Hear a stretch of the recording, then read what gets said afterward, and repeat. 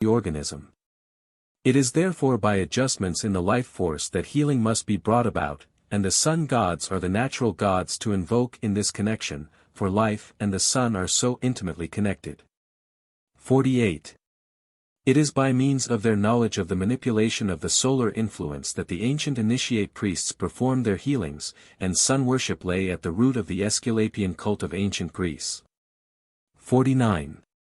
We moderns have learnt the value of sunlight and vitamins in our physiological economy, but we have not realized the very important part played by the spiritual aspect of the solar influences in our psychic economy. Using that word in its dictionary sense. There is a typheric factor in the soul of man which, according to ancient tradition, has its physical correspondence in the solar plexus, not in the head or the heart. Which is able to pick up the subtle aspect of the solar energy in the same way that the chlorophyll in the leaf of a plant picks up its more tangible aspect. If we are cut off from this energy and prevented from assimilating it, we become as sickly and feeble in mind and body as plants growing in a cellar cut off from its more tangible aspect. 50. This cutting off from the spiritual aspect of nature is due to mental attitudes. When we refuse to acknowledge our part in nature, and nature's part in us, we inhibit this free flow of life-giving magnetism between the part and the whole. And lacking certain elements essential to spiritual function, psychic health is impossible. 51. Psychoanalysts attach great importance to repression as a cause of psychic disease. They learned to recognize repression because in its extreme form of sex repression its ill effects are conspicuous. They did not realize, however, that sex repression, unless it is caused by circumstances, in which case it does not give rise to dissociation, is but the result of a cause which lies far deeper than sex, and has its roots in a false spirituality. A spurious refinement and idealism, which has led to the cutting off of the sympathies, of the recognition, of the gratitude of a living creature from the giver of life, the higher aspect of nature. This is caused by a spiritual vanity which considers the more primitive aspects of nature as beneath its dignity. 52. It is because of our spurious ideals with their false values that we have so much neurotic ill health in our midst. It is because Priapus and Cloacina are not given their due as deities that we are cursed by the sun god and cut off from his benign influence, for an insult to his subsidiary aspects is an insult to him. 53. When a creature is not in a fit state for reproduction, sexual advances are repellent to it. This is the natural basis of modesty and protects the organism from waste and exhaustion. Because an accumulation of decomposing excreta gives rise to disease, the odor of their excreta is repulsive to living creatures of even the lowliest development, so that they avoid its neighborhood.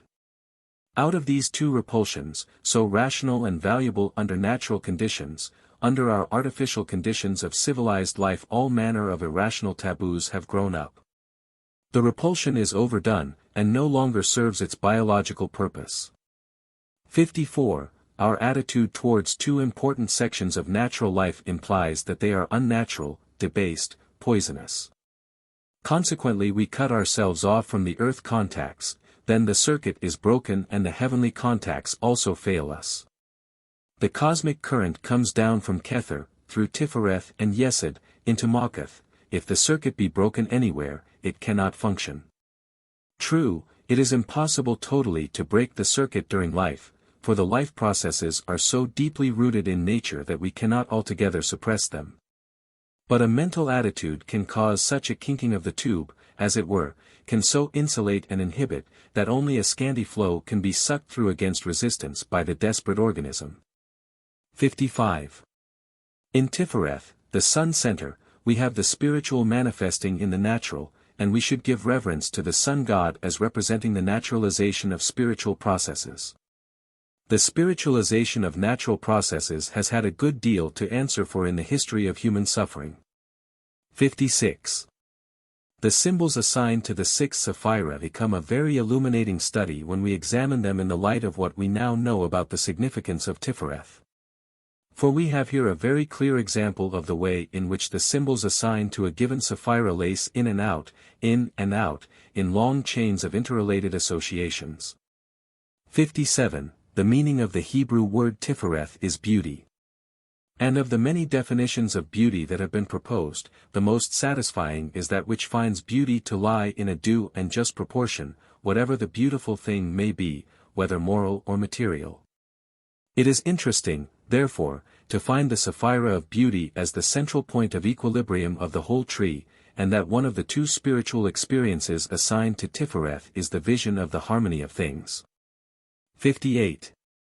It is curious that two separate and, at first sight, unrelated spiritual experiences should be assigned to Tifereth. It is, in fact, the only sphere on the tree where this occurs. It is also unique in having several magical images assigned to it. We must therefore ask ourselves why it is that the central sapphira has these multiple aspects. The answer is to be found in the Yetziratic text assigned to Tifereth, which declares that the sixth path is called the mediating intelligence. A mediator is essentially a connecting link, an intermediary. Consequently Tifereth, in its central position, must be looked upon as a two-way switch, and we must consider it both as receiving the influxes of the emanations, and as causing that influence to flow into all the reservoirs of the blessings.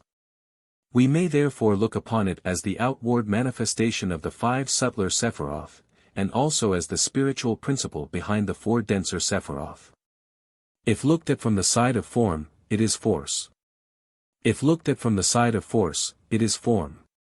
It is, in fact, the archetypal sapphira in which the great principles represented by the 5 higher Sephiroth are formulated into concepts. In it are multiplied the influxes of the emanations, as the Seper Yetzirah declares. 59. The name Zor Anpin, lesser countenance, as distinguished from Arik Anpin, the vast countenance, one of the titles of Kether, further bears out this idea. For the formless formulations of Kether take shape in this, the sphere of the higher mind. As previously noted, Kether is reflected into Tifereth. The Ancient of Days sees himself reflected as in a glass, and the reflected image of the vast countenance is called the lesser countenance and the sun. 60. But although a lesser manifestation and a younger generation as viewed from above, Tifereth is also Adam Kadmon, the archetypal man, when viewed from beneath, from the side, that is to say, of Yesod and Makath. Tifereth is Malek, the king, the husband of Makkah, the bride, which is one of the titles of Makath. 61. It is in Tifereth that we find the archetypal ideas which form the invisible framework of the whole of manifested creation, formulating and expressing the primary principles emanating from the subtler Sephiroth. It is, as it were, a treasure house of images on a higher arc. But whereas the astral plane is peopled by images reflected from forms, the images of the sphere of Tifereth are those formulating, and as it were crystallizing out, from the spiritual emanations of the higher potencies. 62. Tifereth mediates between the microcosm and the macrocosm, as above, so below, is the keynote of the sphere of Shemesh, wherein the sun that is behind the sun focuses into manifestation. 63. In the anatomy of the divine man is the interpretation of all organization and evolution. In fact, the material universe is literally the organs and members of this divine man. And it is through an understanding of the soul of Adam Kadmon, which consists of the influxes of the emanations, that we can interpret his anatomy in terms of function, which is the only way in which anatomy can be intelligently appreciated. It is because science is content largely to be descriptive, and shrinks from purposive explanations, that it is so barren of all philosophical import. 64. In transcendental psychology, which is the anatomy of the microcosm, the breast is the correspondence assigned to Tifereth. In the breast are the lungs and the heart, and immediately below these organs, and intimately connected with them and controlling them, is the greatest network of nerves in the body, known as the solar plexus. Aptly so named by the ancient anatomists. The lungs maintain a singularly intimate relationship between the microcosm and the macrocosm by determining the ceaseless tidal motion of the atmosphere, in and out, that never ceases day or night. Until the golden bowl is broken and the silver cord is loosed and we cease to breathe. The heart determines the circulation of the blood, and the blood, as Paracelsus truly said, is a singular fluid. Modern medicine knows well what sunlight means to the blood. It has also discovered that chlorophyll, which is the green substance in the leaves of plants which enables them to utilize the sunlight as their source of energy, has a very potent influence upon the blood pressure. 65. The three magical images of Tifereth are curious, for at first sight they are so utterly unrelated that each one appears to cancel out the others. But in the light of what we now know concerning Tifereth, their significance and relationship appears clearly, speaking through the language of symbolism, especially when studied in the light of the life of Jesus Christ the Son. 66. Tifereth, being the first coagulation of the supernals, is aptly represented as the newborn child in the manger at Bethlehem. As the sacrificed God he becomes the mediator between God and man. And when he has risen from the dead he is as a king come to his kingdom. Tifereth is the child of Kether and the king of Macheth, and in his own sphere is sacrificed. 67. We shall not understand Tifereth aright unless we have some concept of the real meaning of sacrifice, which is very different to the popular one, which conceives of it as the voluntary loss of something dear. Sacrifice is the translation of force from one form to another. There is no such thing as the total destruction of force. However completely it disappears from our ken, it maintains itself in some other form according to the great natural law of the conservation of energy, which is the law that maintains our universe in existence. Energy may be locked up in form, and therefore static, or it may be free from its bondage to form and in circulation.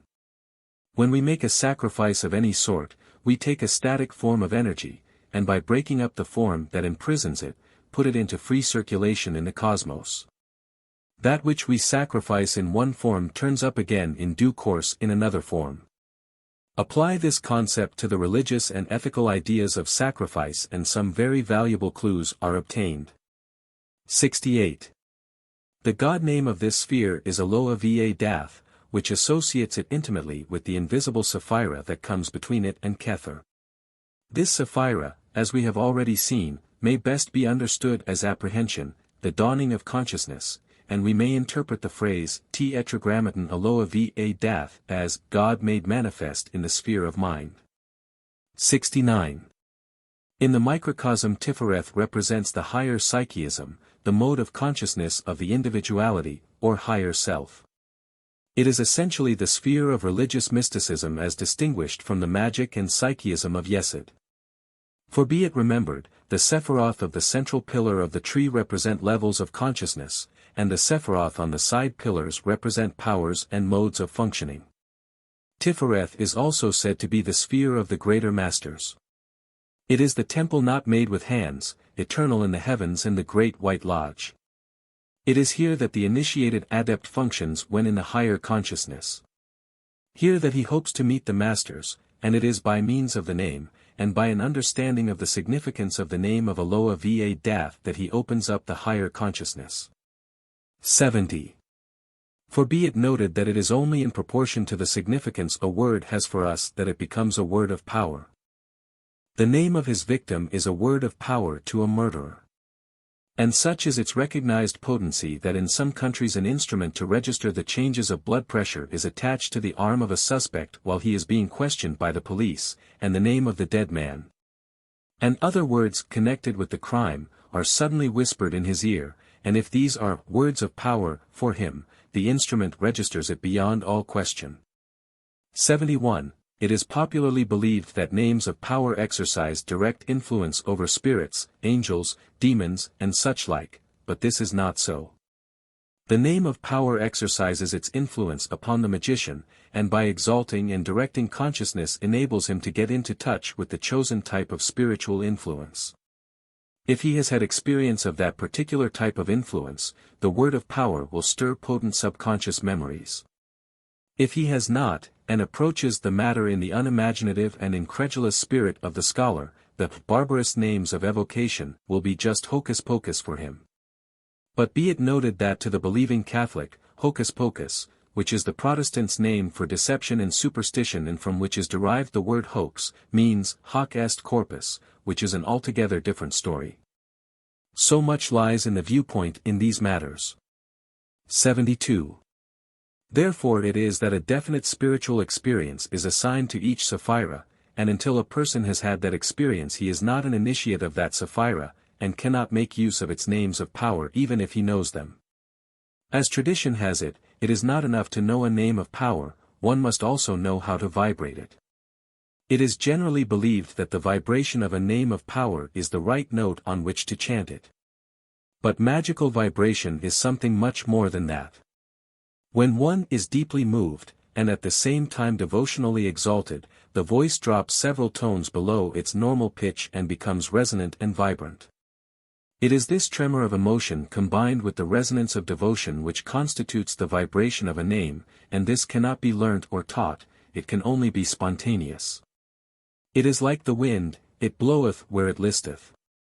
When it comes, it shakes one from head to heel with a wave of fiery heat, and all who hear it involuntarily come to attention. It is an extraordinary experience to hear a word of power vibrated. It is an even more extraordinary experience to vibrate it.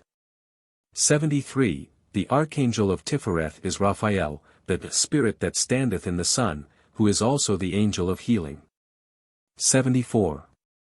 When the initiate is working on the Tiri, that is to say is building up in his imagination a diagram of the tree of life in his aura, he formulates Tifereth in his solar plexus between the abdomen and the breast.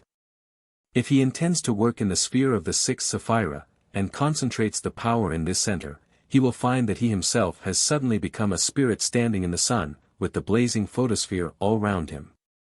It is one thing to formulate a Sephira in one's aura, but it is quite another to find oneself right inside the Sephira. Although one can receive the influence of a Sephira by means of the former operation, and it is a good routine method for daily meditation, it is not until one has averted, as it were, turned clean inside out, so that the position is reversed. And instead of the sphere being inside one is inside the sphere, that one can work with the power of a Sephira. It is this experience which is the culmination of the initiation of a Sephira. 75. The order of angels of Tifereth are the Malachim, or kings. These are the spiritual principles of natural forces, and no one can control, or even safely make contact with elemental principles unless he holds the initiation of Tifereth, which is that of a minor adept. For he must have been accepted by the elemental kings, that is to say he must have realized the ultimate spiritual nature of natural forces before he can handle them in their elemental form. In their subjective elemental form they appear in the microcosm as powerful instincts of combat, of reproduction, of self-abasement, of self-aggrandizement, and all those emotional factors known to the psychologist. It is obvious, therefore, that if we stir and stimulate these emotions in our natures it must be in order that we may use them as servants of the higher self, directed by reason and spiritual principle. It is necessary, therefore, that when we operate the elemental forces we do so through the kings, under the presidency of the archangel and by the invocation of the holy name of God appropriate to the sphere. Microcosmically, this means that the powerful elemental driving forces of our nature are correlated with the higher self, instead of being dissociated into the clefothic underworld of the Freudian unconscious. 76. Elemental operations are not, of course, performed in the sphere of Tifereth, but it is essential that they should be controlled from the sphere of Tifereth if they are to remain white magic. If there is no such higher control, they will soon slide off into black magic. It is said that at the fall the four lower Sephiroth became detached from Tifereth and assimilated to the Qliphoth. When the elemental forces become detached from their spiritual principles in our concepts so that they become ends in themselves, even if no evil but merely experimentation is intended, a fall takes place and degeneration soon follows. But when we clearly realize the spiritual principle behind all natural things, they are then in a state of innocence, to use a theological term with a definite connotation.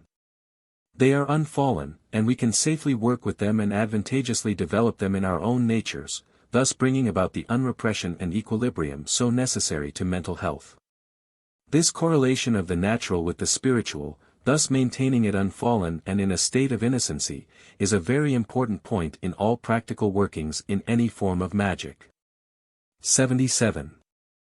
As has already been seen, two spiritual experiences go to make up the initiation of Tifereth, the vision of the harmony of things and the vision of the mysteries of the crucifixion.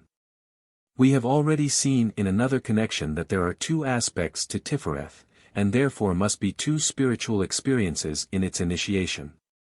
78. In the vision of the harmony of things we see deep into the spiritual side of nature. In other words, we meet the angelic kings, the Malachim. Through this experience we understand that the natural is but the dense aspect of the spiritual, the outer robe of concealment, covering the inner robe of glory.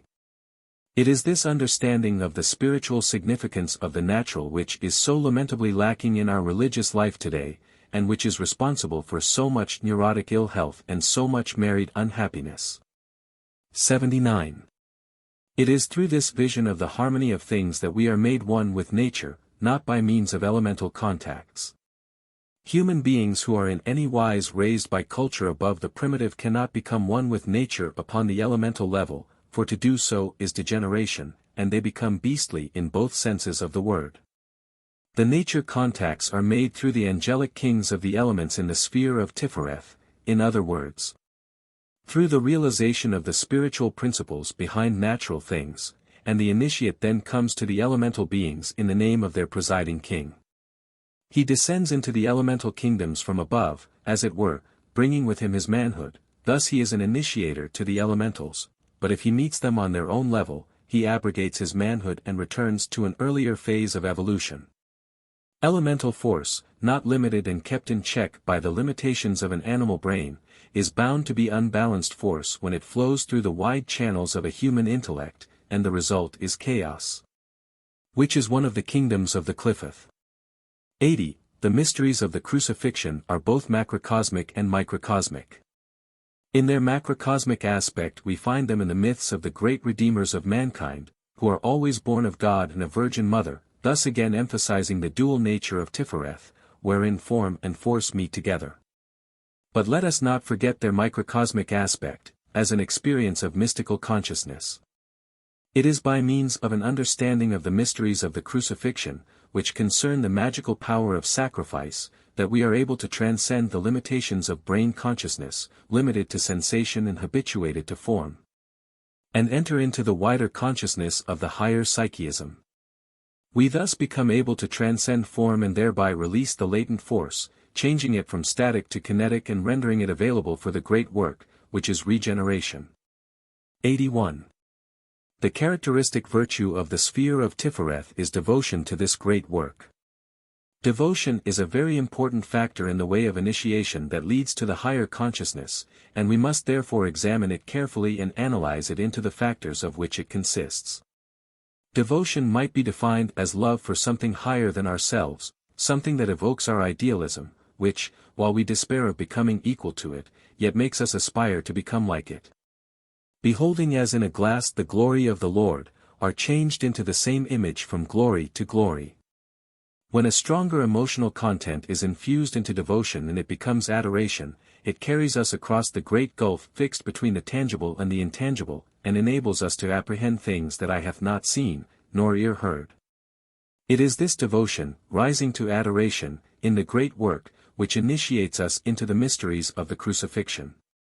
82. The vice assigned to Tifereth is pride, and in this attribution we have some very true psychology. Pride has its roots in egoism, and as long as we are self-centered we cannot be made one with all things. In the true selflessness of the path the soul overflows its boundaries and enters into all things through limitless sympathy and perfect love. But in pride the soul tries to extend its boundaries till it possesses all things, and it is a very different matter to possess a thing to being made one with it, wherein it equally possesses us in perfect reciprocity. It is this one-sided arrangement which is the vice of the adept. He must give as well as receive, and he must give himself unreservedly if he would participate in mystical union, which is the fruit of the sacrifice of crucifixion. Let him who would be the greatest among you be the servant of all, said our Lord.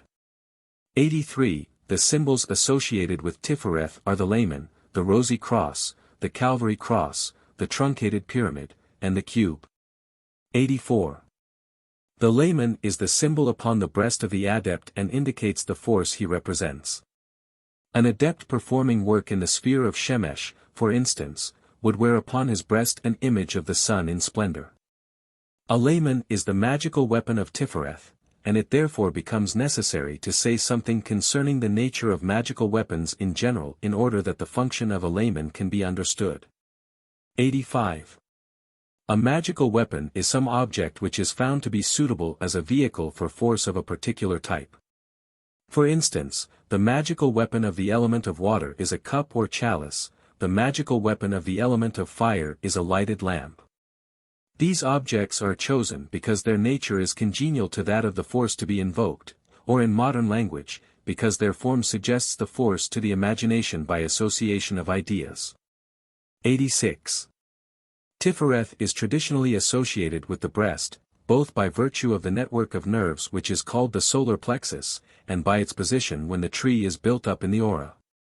Consequently the breast jewel of the adept is held to be the focus of the Tiferic force, whatever operation may be performed. The actual force, operating in its own sphere, is represented by the magical weapon assigned to it. For instance, an adept performing an operation of the element of water would have as his magical weapon the cup, and with the cup would make all signs, and upon the cup would concentrate the force called down by invocation. But upon his breast would be the sigil of the element of water, and this would be recognized as representing the spiritual factor in the operation, and as referring to the archangel over that particular kingdom. Unless the adept understands the significance of his layman, as distinguished from his magical weapon, he is no adept, but a wizard. 87. The Rosy Cross and the Calvary Cross are both given as symbols of the sphere of Tifereth. In order to understand their significance, it is necessary to say something concerning crosses in general, and how they are used in systems of symbolism. Although the cross with which we are most generally familiar is the Calvary Cross, owing to its association with Christianity, there are many other forms of cross, and each has its own significance. The equal-armed cross, such as the Red Cross of the Army Medical Service, is called by initiates the Cross of Nature, and represents power in equilibrium. It is to be found at the top of some Celtic crosses, often enclosed in a circle, so that a Celtic cross actually consists of a tapering shaft ending in a nature cross, and has no relationship whatever to the Calvary Cross. Which is the cross of Christianity. The tapering shaft of the Celtic cross is, in actual fact, a truncated pyramid, and examples of this type of Celtic cross exist which leave no doubt upon this point whatsoever. Some archaic forms suggest the imposition of the cross and circle upon the conical phallic stone which is so universal an object in primitive worship. 88. The swastika is also a nature cross, and is sometimes called the cross of Thor, or the hammer of Thor, its form being supposed to indicate the whirling action of his thunderbolts. 89. The Calvary Cross is the cross of sacrifice, and should properly be colored black. Its shaft should be 3 times the length of its arms, and the length of each arm 3 times its width. Meditation on this cross brings initiation through suffering, sacrifice, and self-abnegation. The crucifix is, of course, an elaboration of the Calvary Cross. 90. The circle upon the cross is an initiatory symbol, especially when the cross is raised upon 3 steps, as it should be in this form. The circle indicates eternal life, also wisdom. And we see a form of it in the emblem of the Theosophical Society, which has for its badge the serpent that holdeth his tail in his mouth. A Calvary cross with the circle superimposed means initiation by the way of the cross, and the 3 steps are the 3 degrees of illumination. It is this which is the so-called Rosy Cross. The fanciful object with brambles growing over it is not an initiatory symbol at all. The rose associated with the cross in Western symbolism is the Rosa Mundi, and is a key to the interpretation of the nature forces. On its petals are marked the 32 signs of the natural forces. These correspond to the 22 letters of the Hebrew alphabet and the 10 holy Sephiroth. These in their turn are assigned to the 32 paths of the tree of life, and this is the key to the understanding of the Rosa Mundi. The curious scribbles that are called the sigils of the elementary spirits are made by drawing lines from one to another of the letters of their names on the rose. 91. In the light of this explanation we are at no loss to understand the value of the claims of those organizations which sport a floral emblem as their symbol. They are on a par with those of the gentleman who demanded of his haberdasher a public school tie with a bit of red in it. 92. The cube is usually said to be assigned to Tifereth because it is a six-sided figure, and 6 is the number of Tifereth. But there is more than this in the symbolism of the cube. The cube is the simplest form of solid, and as such is the appropriate symbol of Tifereth, in whose sphere is found the first foreshadowing of form. The symbol of Ma'ath is the double cube, which symbolizes, as above, so below. 93. The pyramid symbolizes the perfected man, broad based on earth and tapering to unity in the heavens, in other words, the Ipsissimus. The truncated pyramid symbolizes the initiated adept, or adeptus minor, who has passed within the veil but has not yet completed his grades. This pyramid, to whose 6 sides correspond the 6 central Sephiroth which constitute Adam Kadmon, or the archetypal man, is completed by the addition of the 3 supernals which terminate in the unity of Kether. 94. The 6s of the tarot suits are also assigned to Tifereth, and in them the harmonious and balanced nature of this Sapphira shows clearly. The 6 of Wands is the Lord of Victory. The 6 of Cups, the Lord of Joy. Even the Maleficent suit of Swords is tuned to harmony in this sphere, and the 6 of Swords is known as the Lord of Earned Success, that is to say, success achieved after struggle. The 6 of Pentacles is material success. In other words, power in equilibrium. The 4 lower Sephiroth. 1. The 10 holy Sephiroth, when arranged upon the tree of life in their traditional pattern, fall into 3 main horizontal divisions, as well as the 3 vertical divisions of the pillars. The highest of these horizontal divisions consists of the 3 supernals, which for all practical purposes are beyond the sphere of our comprehension. We posit them as fundamental principles which must exist if subsequent manifestations are to be explained. They represent pure being and the opposing principles of activity and passivity, and they are well described by calling them the supernal triangle. 2. The next functional triangle upon the tree consists of Chesed, Geburah, and Tifereth. These represent the active principles of anabolism, catabolism, and equilibrium, and might best be described by calling them the abstract triangle. 3. All these 6 higher Sephiroth we have considered in detail, and we have seen how the 3 supernal principles form the basis of manifestation, and the 3 abstract principles give expression to manifestation. The 3 higher are latent, and the 3 lower are potent. If we understand these things, we find we have a system for explaining the infinite diversity of manifestation of the planes of form by reducing them to their primary principles, which renders the relations between them and the mode of their interaction and development clearly comprehensible. Which it never has been, and never can be, when the attempt is made to reduce all things to terms of form, instead of resolving them into terms of force. 4. The lowest functional unit on the tree of life consists, not of a triangle, but of a quaternary, and this quaternary is said by the Kabbalists to have been affected by the fall. The head of Leviathan rising out of the abyss to a point between Yesod and Tifereth. Beyond this it was not permitted to go, and the 6 higher Sephiroth retained their innocency. In other words, the 4 lower Sephiroth belong to the planes of form, wherein force is no longer free-moving, but cabined, cribbed, confined. Only to be freed by works of destruction.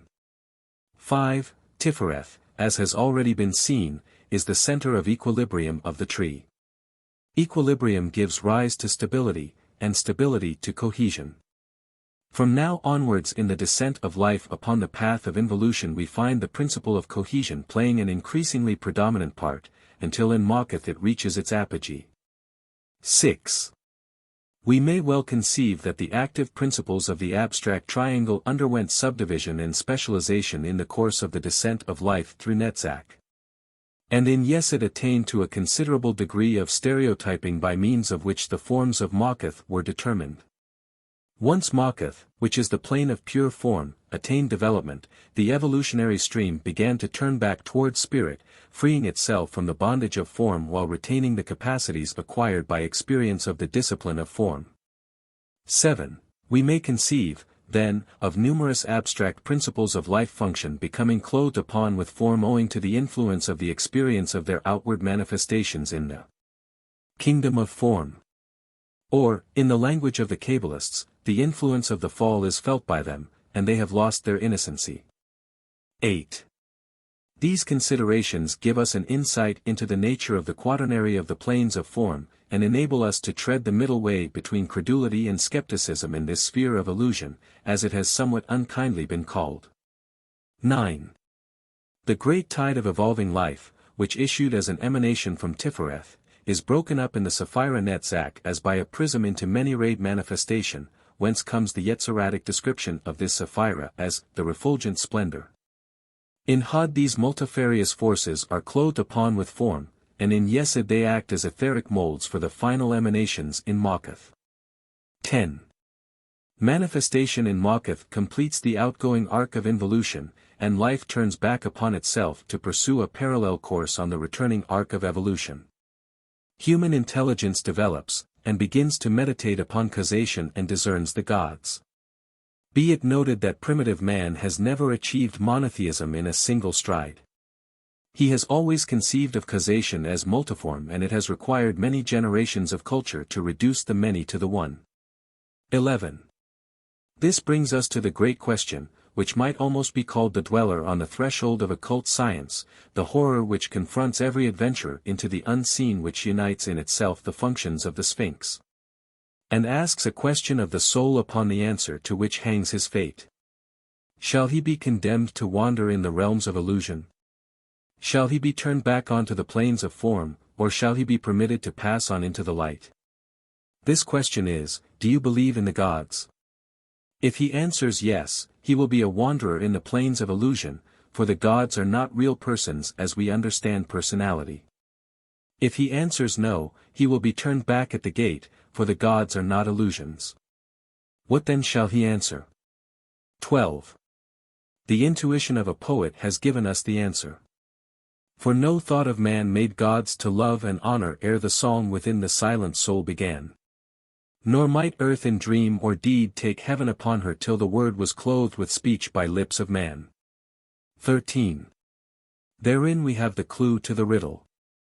The gods are the creations of the created. They are made by the adoration of their worshippers. It is not the gods that do the work of creation. This is done by the great natural forces working each according to its nature. The gods come in their procession after the swan of the Empyrean has laid the egg of manifestation in the darkness of the cosmic night. 14. The gods are emanations of the group minds of races, they are not emanations of a He, the one and eternal. Nevertheless, they are immensely powerful, because by means of their influence over the imaginations of their worshippers they link the microcosm with the macrocosm. For by meditation on the ideal beauty of Apollo the soul of man is open to beauty in general. 15. As man has analyzed life and discerned factor by factor its prime motives, he has apatheized them. Because man in all parts of the globe has found that the same needs and motives actuate him, he has evolved comparable pantheons. Because temperaments differ, he has evolved as different pantheons as the bloodthirsty fiends of Mexico and the radiant beings of Hellas. 16. We may ask ourselves, then, whether the gods are wholly subjective. Whether they live solely in the imaginations of their worshippers, or whether they have an independent life of their own. The answer to this question is to be found in a fact of occult experience which cannot be explained by what we know of natural science, but which has to be taken for granted by every practical occultist before he can obtain results. In fact, one might say that the results he obtains are in proportion to his faith, for it becomes true for him as soon as he believes in it. This fact is, that only a very small proportion of the existing mind stuff of the universe, whatever that may be, is organized into the brains and nervous systems of sentient creatures. The vast mass of what, for want of a better name, we call mind stuff, because that is its nearest analogy among known things, is free moving upon what occultists call the astral plane, organized into forms within itself, but not necessarily attached to matter. Different occultists refer to this free mind stuff by different names. Madame Blavatsky calls it Akasha, Eliphas Levi calls it the reflecting ether. Netzach represents the force aspect, and Had the form aspect of this Akasha. 17. Out of this mind stuff are formed the molds of all forms. And within these molds are built up the framework of etheric stresses that function in the sphere of Yesod, and within which are held the molecules of matter which form the body of manifestation on the physical plane. 18. Normally these forms are built by the cosmic consciousness expressed as natural forces, functioning each according to its nature. But as consciousness began to develop in the creatures of the Creator, it exercised its function in varying degrees upon the astral mind stuff which, by its nature, was amenable to the influences of consciousness. Consequently, the thought of man made gods to love and honor. These forms, once built, became channels of the specialized forces they were designed to represent, concentrating them upon their worshippers. In this enlightened sense initiates not only believe in, but adore the gods. Netzach. Title, Netzach, Victory. Hebrew, Nun, Sadi, Cheth. Virtue, Unselfishness. Magical image, a beautiful naked woman. Vice, unchastity. Lust. Situation on the tree, at the foot of the pillar of mercy. Yetziratic text, the seventh path is called the occult intelligence because it is the refulgent splendor of the intellectual virtues which are perceived by the eyes of the intellect and the contemplations of faith. Title given to Netzach, firmness. Correspondence in microcosm, loins, hips, and legs. Symbols, lamp and girdle. The rose. Tarot cards, the 4 sevens. 7 of wands, valor. 7 of cups, illusory success.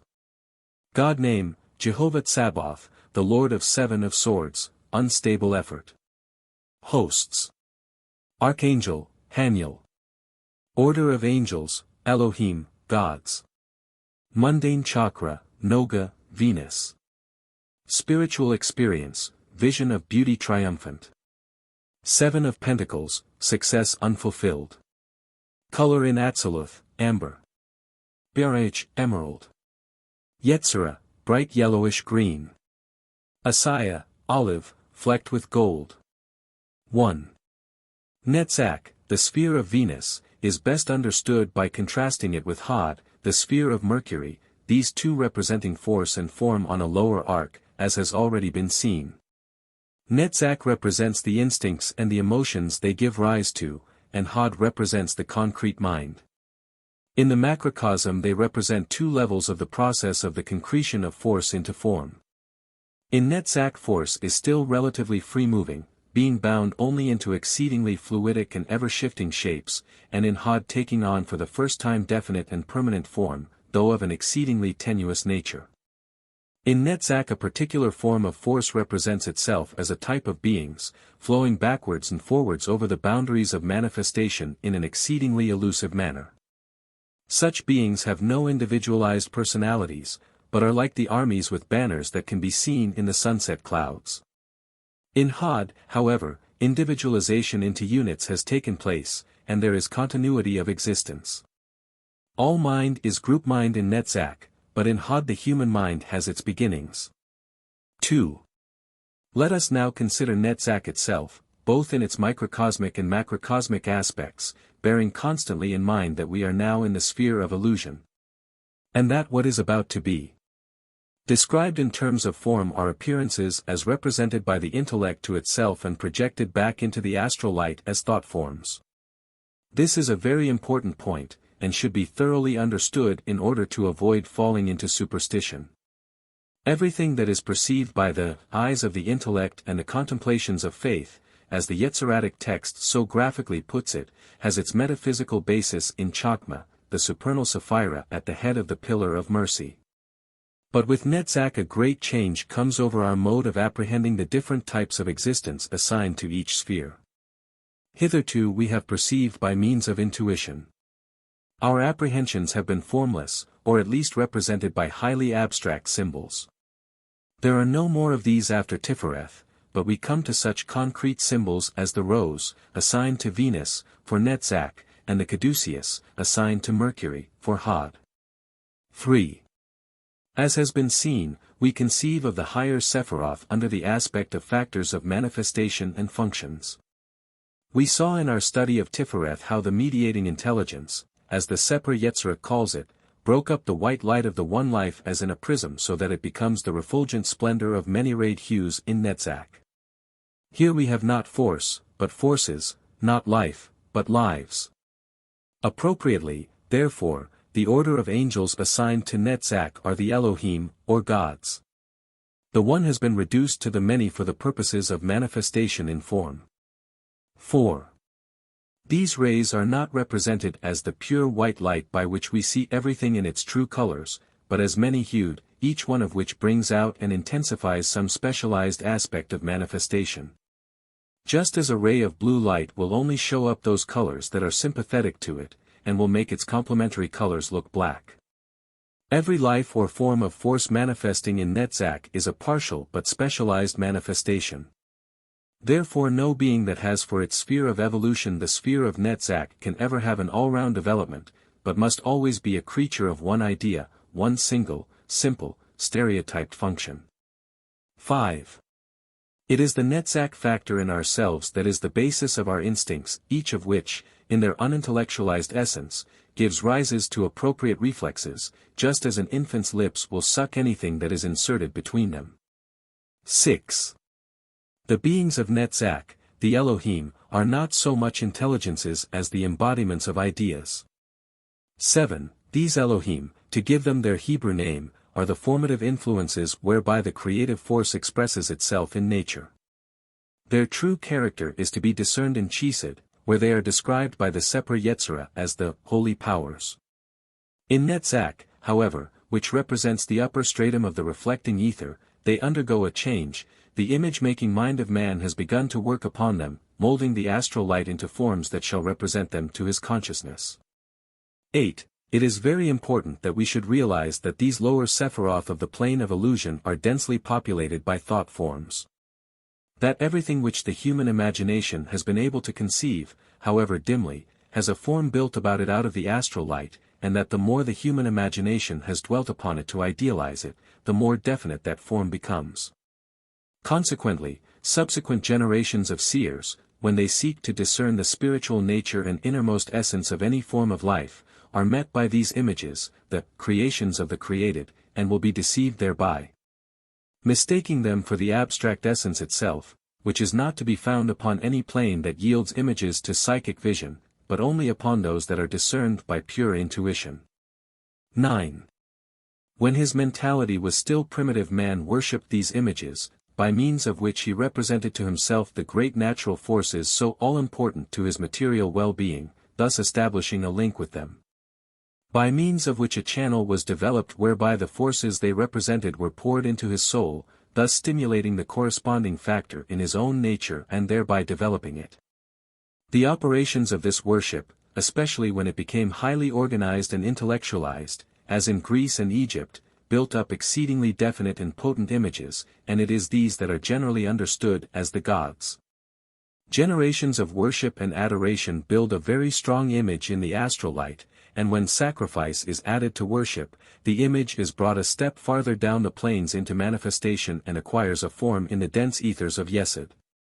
And is a very potent magical object, capable of independent action when ensouled by the concrete ideas generated in Hod. 10. We see, then, that every celestial being conceived by the mind of man has as its basis a natural force, but that upon the basis of this natural force is built up a symbolic image representative thereof, which is ensouled and rendered active by the force it represents. The image, then, is but a mode of representation indulged in by the human mind for its own convenience, but the force that the image represents, and which ensouls it, is a very real thing indeed, and under certain circumstances can be exceedingly powerful. In other words, although the form under which the god is represented is pure imagination, the force associated with it is both real and active. 11. This fact is the key, not only to talismanic magic in its broadest sense, which includes all consecrated objects used in ceremonial and for meditation, but to many things in life that we cannot fail to observe but for which we have no explanation. It explains a great many things in organized religion that are very real to the believer but very baffling to the unbeliever, who can neither explain them nor explain them away. 12. In Netzach, however, we have the most tenuous form of these things, and they are perceived far more by the contemplations of faith than by the eyes of the intellect. In the sphere of Had are performed all manner of magical operations in which the intellect itself is brought to bear upon these tenuous and fleeting images to give them form and permanency.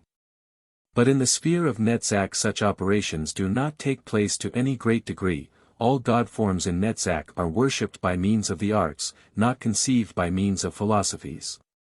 Nevertheless, for all practical purposes it is impossible to separate the activities of Had and Netzach, which are a functional pair, just as Geburah and Chesed make up the two aspects of metabolism, the catabolic and the anabolic.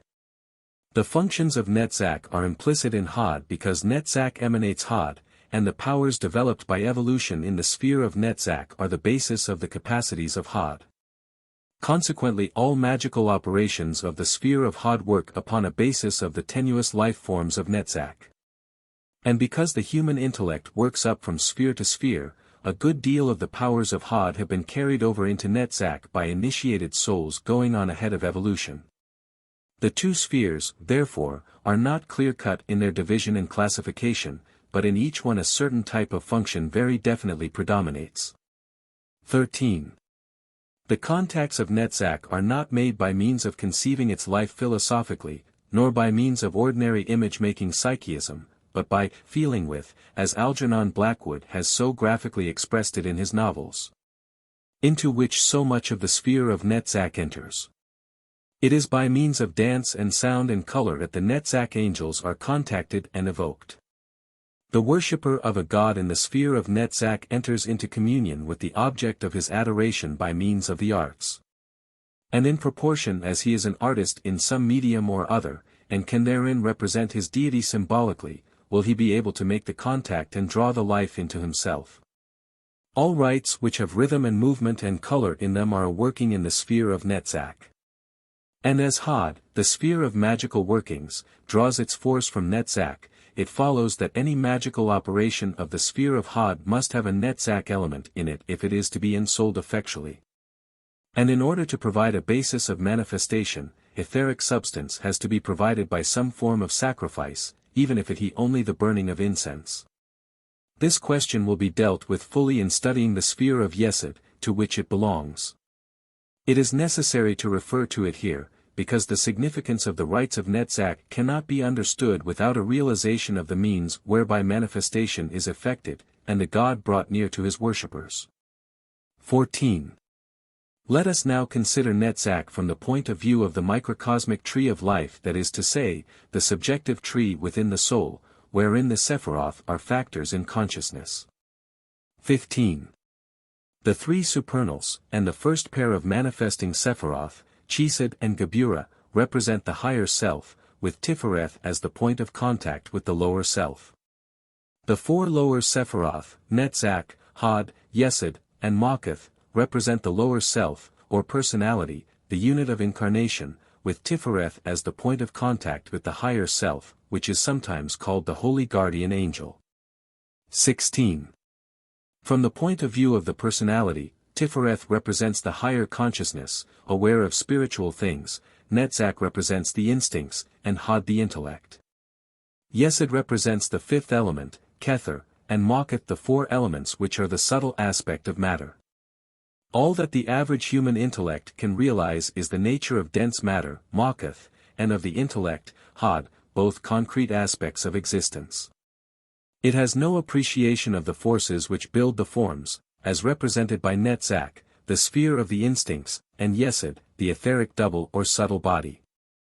Consequently we must make a careful study of Netzach because its nature and importance are so little understood. 17. We shall comprehend the nature of Netzach in the microcosm best if we remember that it is the sphere of Venus, with all that that implies. Translated from the symbolic language of the Kabbalah into plain English, it means that we are concerned here with the function of polarity, which is a very great deal more than mere sex as popularly conceived. 18. It is important to note in this respect that Venus, or in her Greek form, Aphrodite, is not a fertility goddess at all, such as are Ceres and Persephone. She is the goddess of love. Now in the Greek concept of life, love embraced much more than the relationship between the sexes, it included the comradeship of fighting men and the relationship of teacher and pupil. The Greek hetaira, or woman whose profession is love, was something very different to our modern prostitute.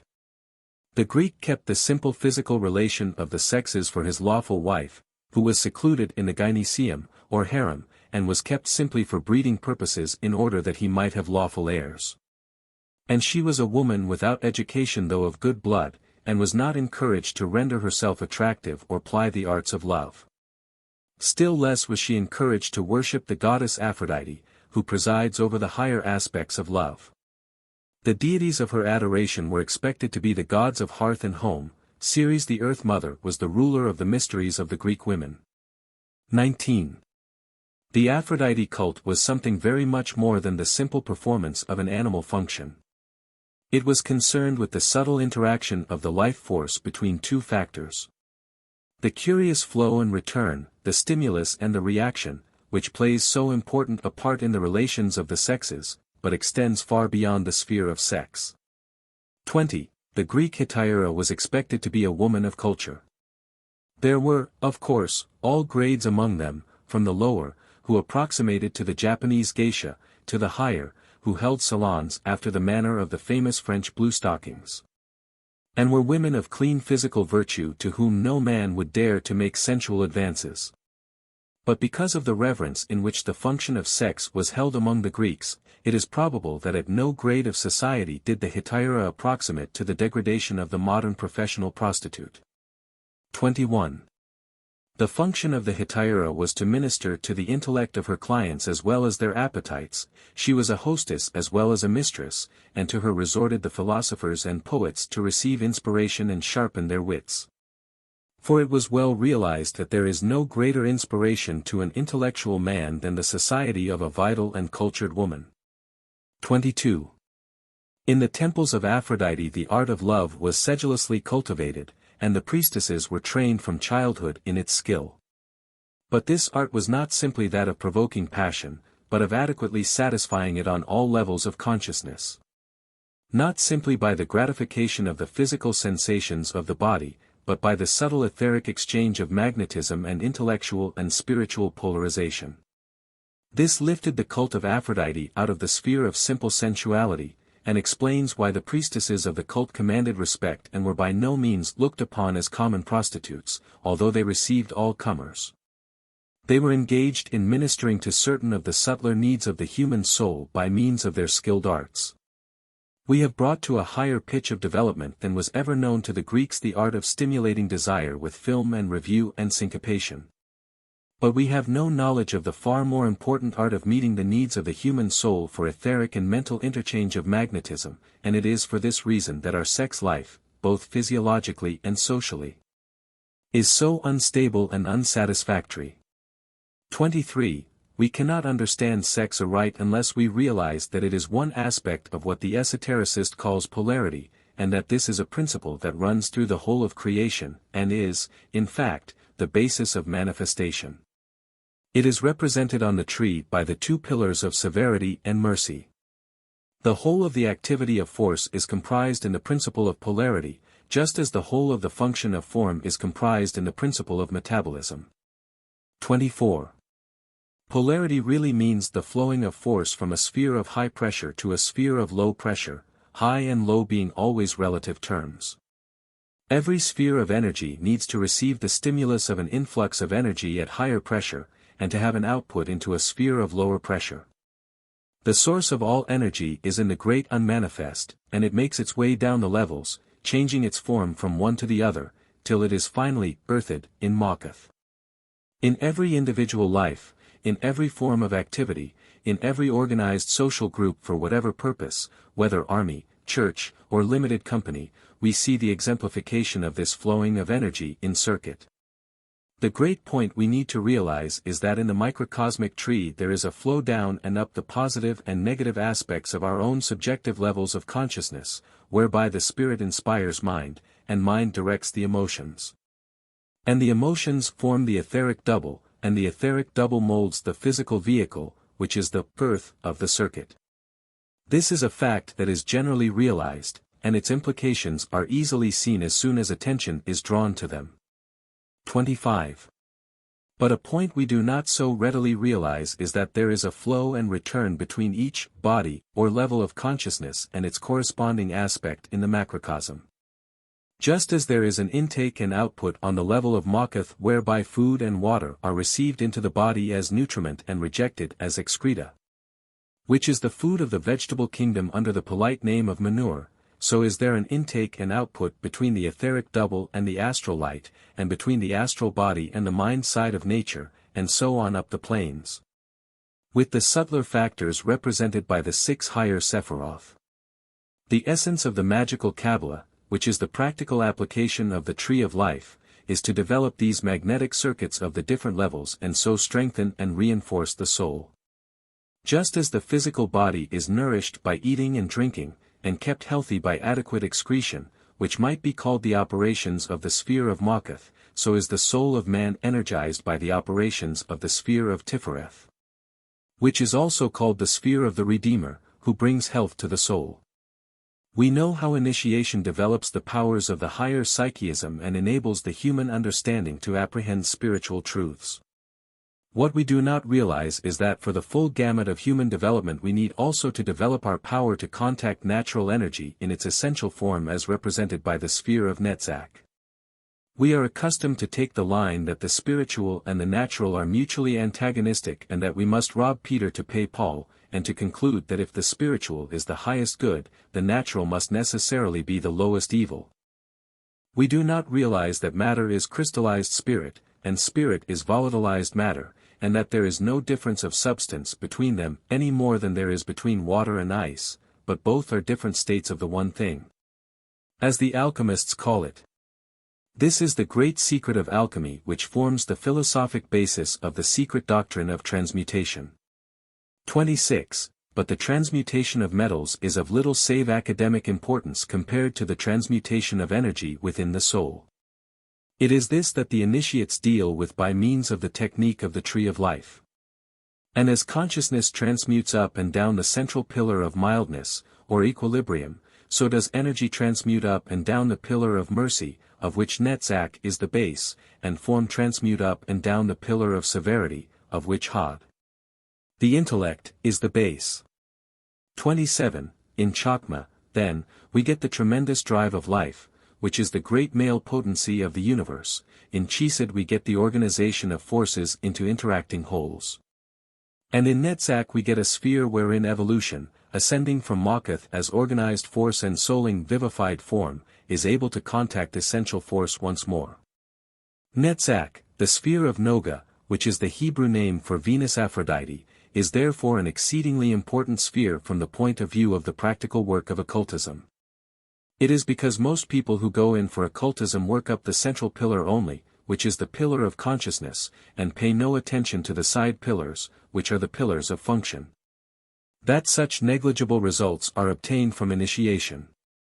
The blind are leading the blind, and the average would-be initiator in modern occult fraternities, who is usually more of a mystic than an occultist, does not realize that he has got to initiate subconsciousness as well as consciousness, and illuminate the instincts as well as the reason. 28. We have considered Netzach from the objective and the subjective points of view. It now remains to study the symbolism assigned to this Sephira in the light of the knowledge we have already obtained. 29. We shall observe at once that the symbolism contains two distinct ideas, the idea of power and the idea of beauty, and we are reminded of the love that existed between Venus and Mars according to the old myth. Now these myths are not fabulous, save in the historical sense, but represent truths of the spirit. And when we find the same idea recurring in different pantheons, when we find Hebrew Kabbalist and Greek poet, whose mentalities were as far removed from each other as the poles, presenting the same concept in different forms, we must conclude that it is not accidental, but will repay careful scrutiny. 30. Let us depart from our usual method of analyzing the symbols in the given order, and classify them according to the two types into which they fall. 31. The Hebrew title of the seventh Sephira is Netzach, meaning victory. Its additional title is firmness, which carries out the same idea of masterful and victorious energy. The God name is Jehovah Tsabaoth, meaning the Lord of hosts or God of armies. The order of angels assigned to Netzach are the Elohim, or gods, the rulers of nature. 32. The 4 tarot cards assigned to this Sephira all contain the idea of battle, even if in a negative form. It is curious to note, however, that it is only the 7 of Wands which has a good, or positive, significance. The other 3 sevens are all cards of ill fortune. The reason for this becomes clear, however, when we understand the symbolism as a whole, so we will put it aside for the moment, and reconsider it later. 33. Let us now turn to the consideration of the other set of symbolic images. The mundane chakra of Netzach is the planet Venus, and the magical image is, appropriately enough, a beautiful naked woman. The spiritual experience assigned to this sphere is the vision of beauty triumphant. The virtue is unselfishness, that is to say, the capacity to polarize from the negative pole. The vices are the obvious ones of love abused, unchastity and lust. 34. The correspondence in the microcosm is with the loins, hips, and legs. These, it will be noted, form the setting of the generative organs, but not the generative organs themselves, and bear out the idea previously shadowed forth, that the goddess of love and the fertility goddess are not one and the same thing. 35. The symbols assigned to Netzach are the lamp, the girdle, and the rose. The girdle and rose are self-explanatory, for they are traditionally associated with Venus. The lamp, however, requires more explanation, for the classical associations afford us no clue on this point. We must turn to alchemy. 36. The 4 elements are associated with the 4 lower Sephiroth, and of these the element of fire is associated with Netzach. The lamp is the magical weapon used in operations of the element of fire. Hence the association with Netzach. The element of fire is associated with the fiery energy at the heart of nature, and connects up with the Mars aspect of the Venus Sephira. 37. We see, then, from a study of the foregoing symbolism, that the Mars, or victory, symbolism is associated with the macrocosm, and the Venus, or love, symbolism with the microcosmic or subjective aspect. This gives us the key to a very important psychological truth, well understood by the ancients, but which had to await the work of Freud for its interpretation in modern language. This may best be expressed by saying that elemental energy, or the fundamental dynamism of an individual, is very closely connected with the sex life of that individual. 38. This is a very important fact in our psychic life, well understood by psychologists though but little appreciated by mystics and psychics, who generally incline to an idealism which seeks to escape from matter and its problems. But to escape like this is to leave unconquered fortresses in our rear. And the wiser way, the only way that can produce wholeness of life and a balanced temperament, is to give due place to Netzach, which balances the intellectuality of Hod and the materiality of Makath. Remembering always that the tree consists of the 2 pillars of polarity and the path of equilibrium between them. 39. The true secret of natural goodness lies in the recognition of the contending rights of the pairs of opposites. There is no such antinomy as between good and evil, but only the balance between 2 extremes, each of which is evil when carried to excess, both of which give rise to evil if insufficient for equipoise. Unbridled license leads to degradation. But unbalanced idealism leads to psychopathology. 40. There are 3 types of persons who pass within the veil: the mystic, the psychic, and the occultist. The mystic aspires to union with God, and achieves his end by putting aside all that is not of God in his life. The psychic is a receiver of subtle vibrations, but not a transmitter. The occultist must needs be to some extent at least a receiver, but his primary aim is to be able to control and direct in the invisible kingdoms in the same way that the man of science has learnt to control and direct in the kingdom of nature. 41. In order to achieve this end he must work in harmony with the invisible forces in the same way that the scientist masters nature by understanding her. Of these invisible forces some are spiritual, descending from Kether, and some are elemental, working up from Makath. The Kether forces of the macrocosm are picked up by the Tifereth center in the microcosm, to use the Kabbalistic terminology. The elemental forces are picked up by the Yesod center, but, and this is the important point, they are directed and controlled by the manner in which the equilibrium is maintained between Netzach and Hod. 42.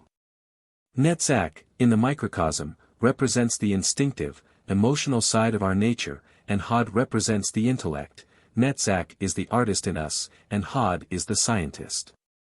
According as our moods shift between restraint and dynamism will he the polarity of Hod and Netzach in the microcosm which is the soul. If there is no Netzach influence to introduce a dynamic element, the overpreponderance of Hod will lead to all theory and no practice in occult matters. No one can handle magic in whom the sphere of Netzach is not in function, for the skepticism of Hod will kill all magical images before their birth. Like all things in nature, Hod, unfertilized by its opposing polarity, is sterile. There must be something of the artist in every occultist who wants to do practical work. The intellect alone, however powerful, does not confer powers. It is through the Netzach in our own nature that the elemental forces obtain access to consciousness. Without Netzach, they remain in the subconscious sphere of Yesod, working blindly. It is taught in the mysteries that each level of manifestation has its own ethic, or standard of right and wrong, and that we must not confuse the planes by expecting from one the standard of another, which is not applicable thereon. In the realm of mind, the ethic is truth; on the astral plane, which is the sphere of the emotions and instincts, the ethic is beauty. We must learn to understand the righteousness of beauty, as well as the beauty of righteousness, if we want to bring all the provinces of the inner kingdom into obedience to the central power of unified consciousness. 43. In entering upon the region of the four lower Sephiroth we are coming into the sphere of the human mind. Subjectively considered, they constitute the personality and its powers. It is the aim of occult initiation to develop these powers and, if taken from the higher standpoint, as it always should be if it is not to degenerate into black magic, to unite them with Tifereth, which is the focusing point of the higher self. Or individuality. In discussing Netzach, therefore, we have definitely passed within the portal of the mysteries, and are treading upon the sacred ground reserved for initiates. 44. I am no advocate of a secrecy which is simply priestcraft, but there are certain practical secrets of the mysteries which it is inadvisable to cry aloud lest they be abused. There is also the inveterate tendency of human nature to apply its own definitions to familiar terms, and to refuse to recognize them apart from their familiar associations. If I lift a corner of the veil of the temple and reveal the fact that sex is simply a special instance of the universal principle of polarity, the immediate assumption is that polarity and sex are synonymous terms. If I say that although sex is a part of polarity, there is a great deal of polarity that has nothing to do with sex, my explanation is ignored. Perhaps I shall be understood better if I substitute the terminology of physics for that of the more appropriate psychology, and say that life will only flow in circuit, insulated, and it becomes inert. Let us take the human personality as an electrical machine. It must be connected up with the powerhouse, which is God, the source of all life, or there will be no motive power, but equally it must be earthed, or the power will not flow. Every human being must be earthed to the earth, both literally and metaphorically. The idealist tries to induce a complete insulation of all earth contacts in order that the inflowing power may not be wasted. He fails to realize that the earth is one great magnet. 45. Tradition declares from of old that the key to the mysteries was written upon the emerald tablet of Hermes, whereon were inscribed the words, as above, so below. Apply the principles of physics to psychology, and the riddle will be read. He that hath ears to hear, let him hear.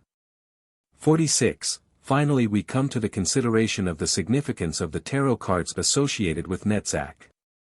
These are the 4 sevens of the tarot pack.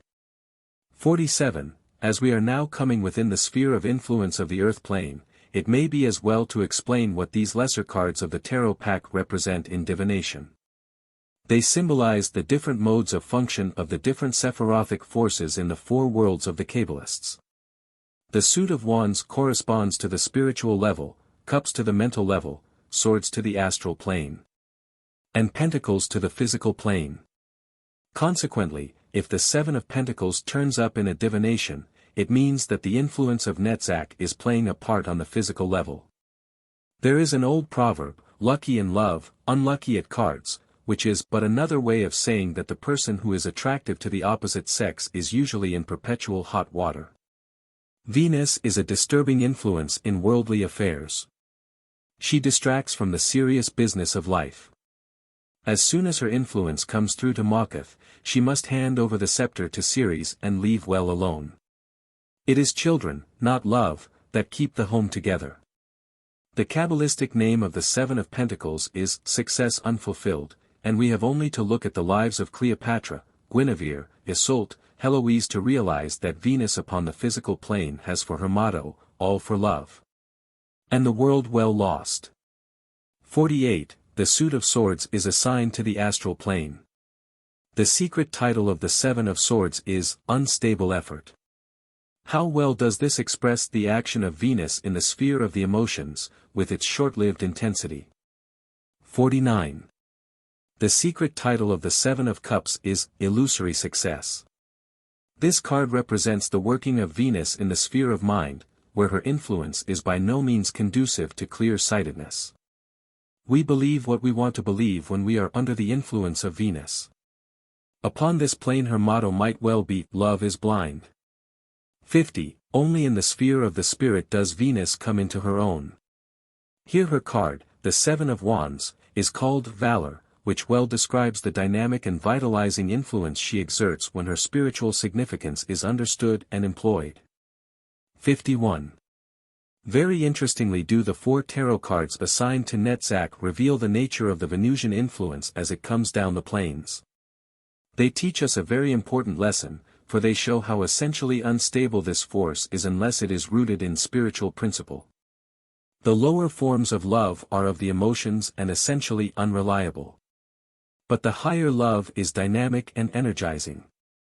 Hod. Title, Hod, Glory.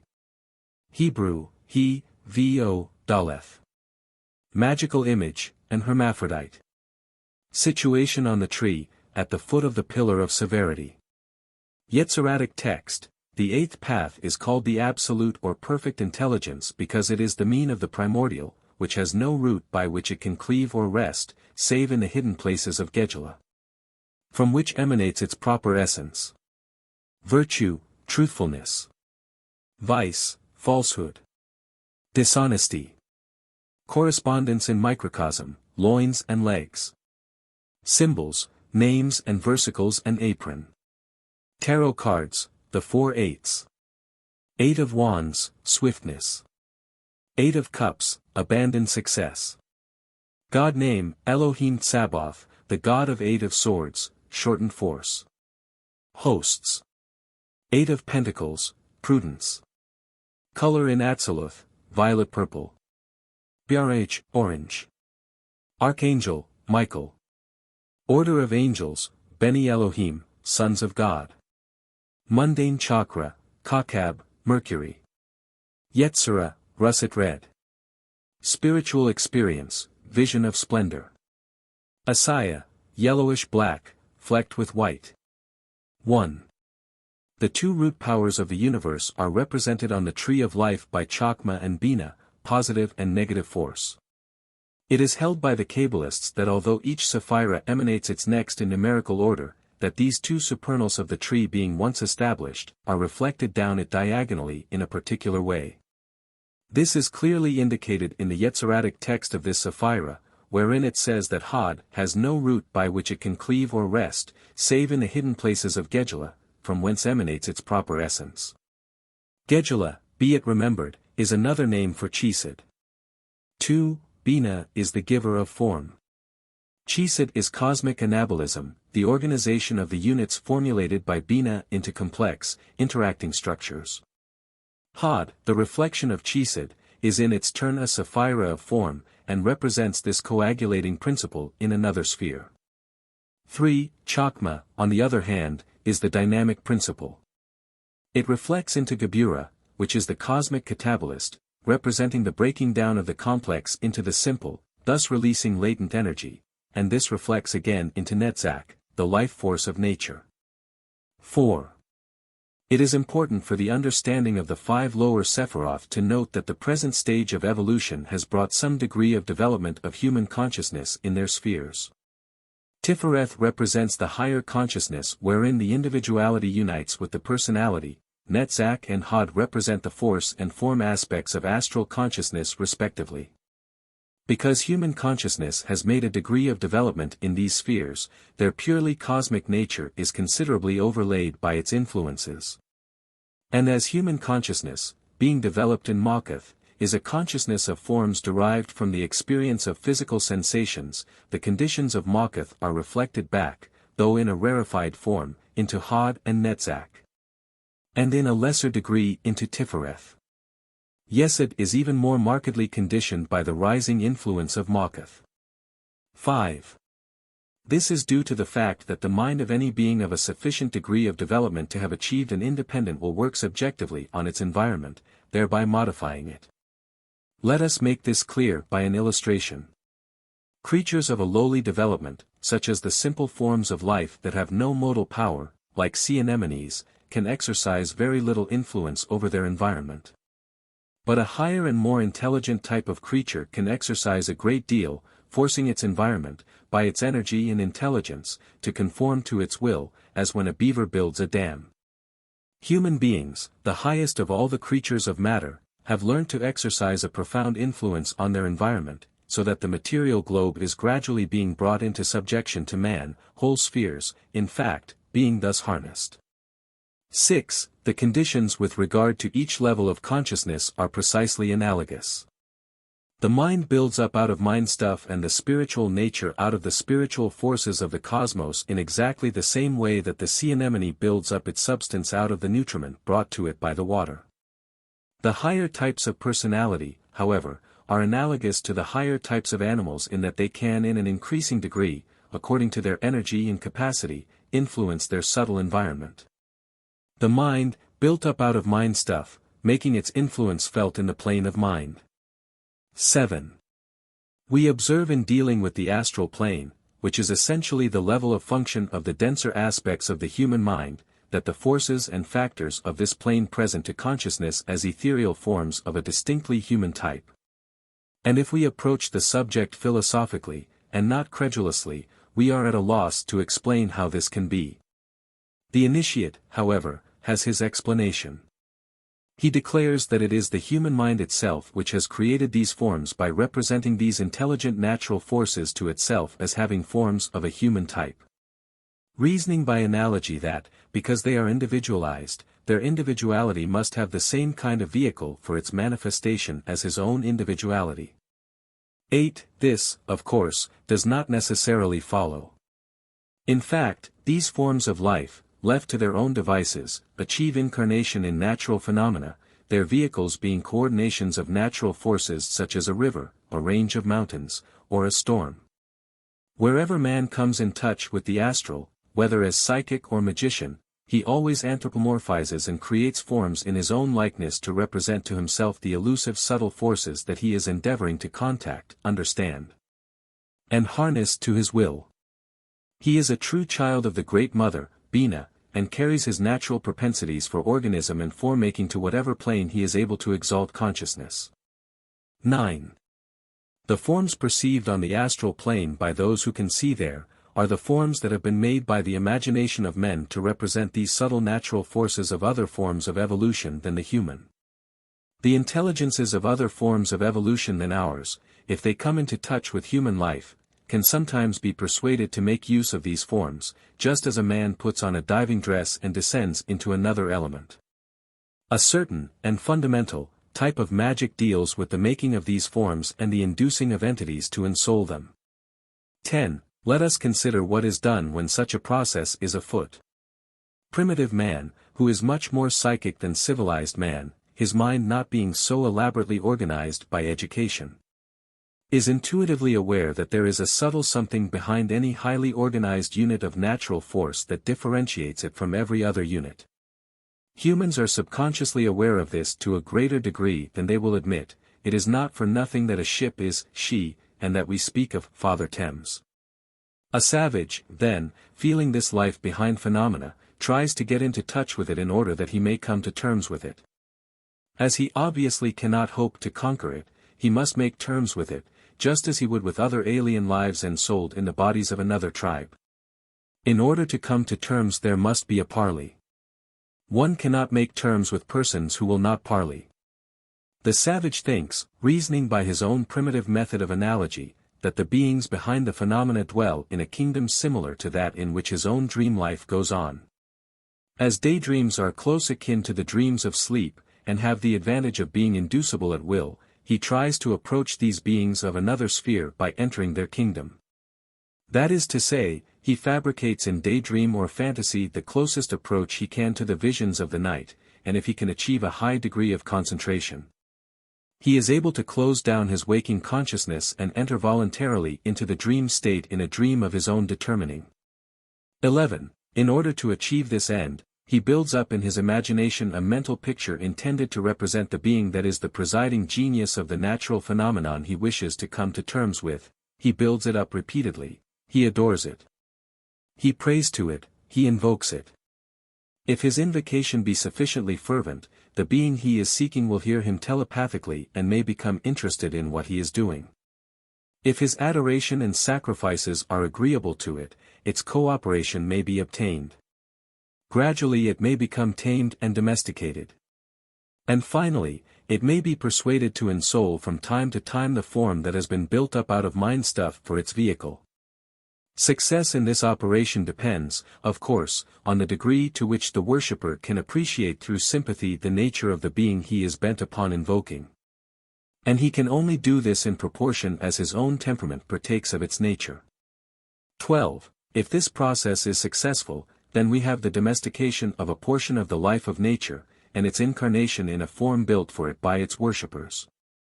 As long as the astral form is kept alive by the appropriate kind of worship, carried out by worshippers who have the necessary capacity to enter into sympathetic communion with that kind of life, there is an incarnated God, available for contacting, brought down within the range of human perception. Should the worship cease, the God withdraws to his own place in the bosom of nature.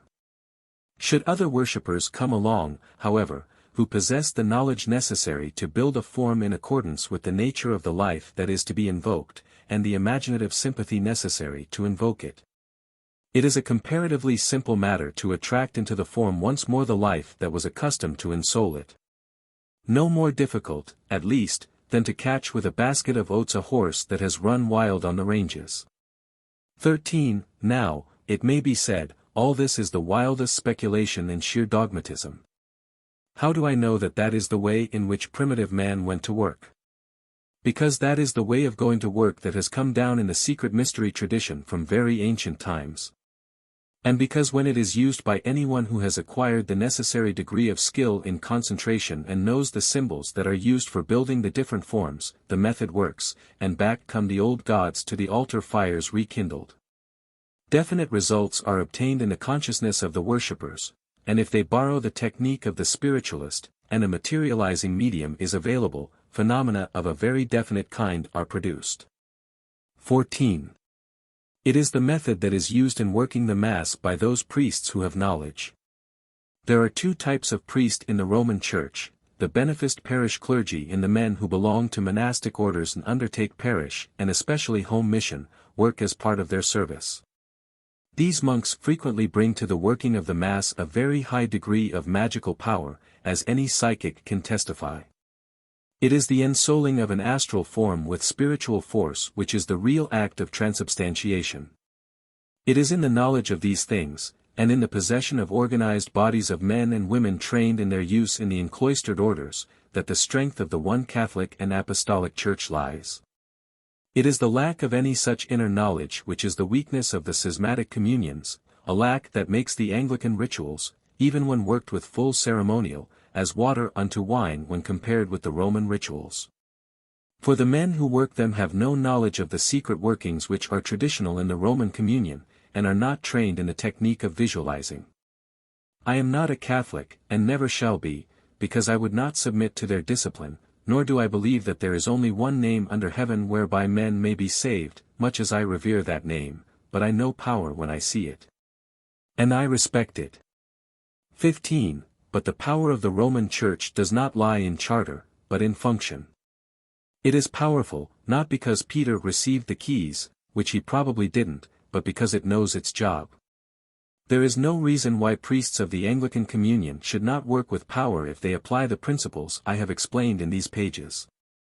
In the Guild of the Master Jesus, which is part of my own organization, the Fraternity of the Inner Light, we work the Mass with power because we apply these principles. When we first started we were offered apostolic succession for our ministrants, but declined it because we felt that it was better to use our knowledge to make the contacts anew on our own account than to receive apostolic succession from a source that was not above suspicion, and experience has justified our choice. 16. For the full understanding of the philosophy of magic we must remember that single Sephiroth are never functional. For function one must have the pair of opposites in balanced equilibrium, resulting in an equilibrated third which is functional. The pair of opposites, by themselves, are not functional because they are mutually neutralizing.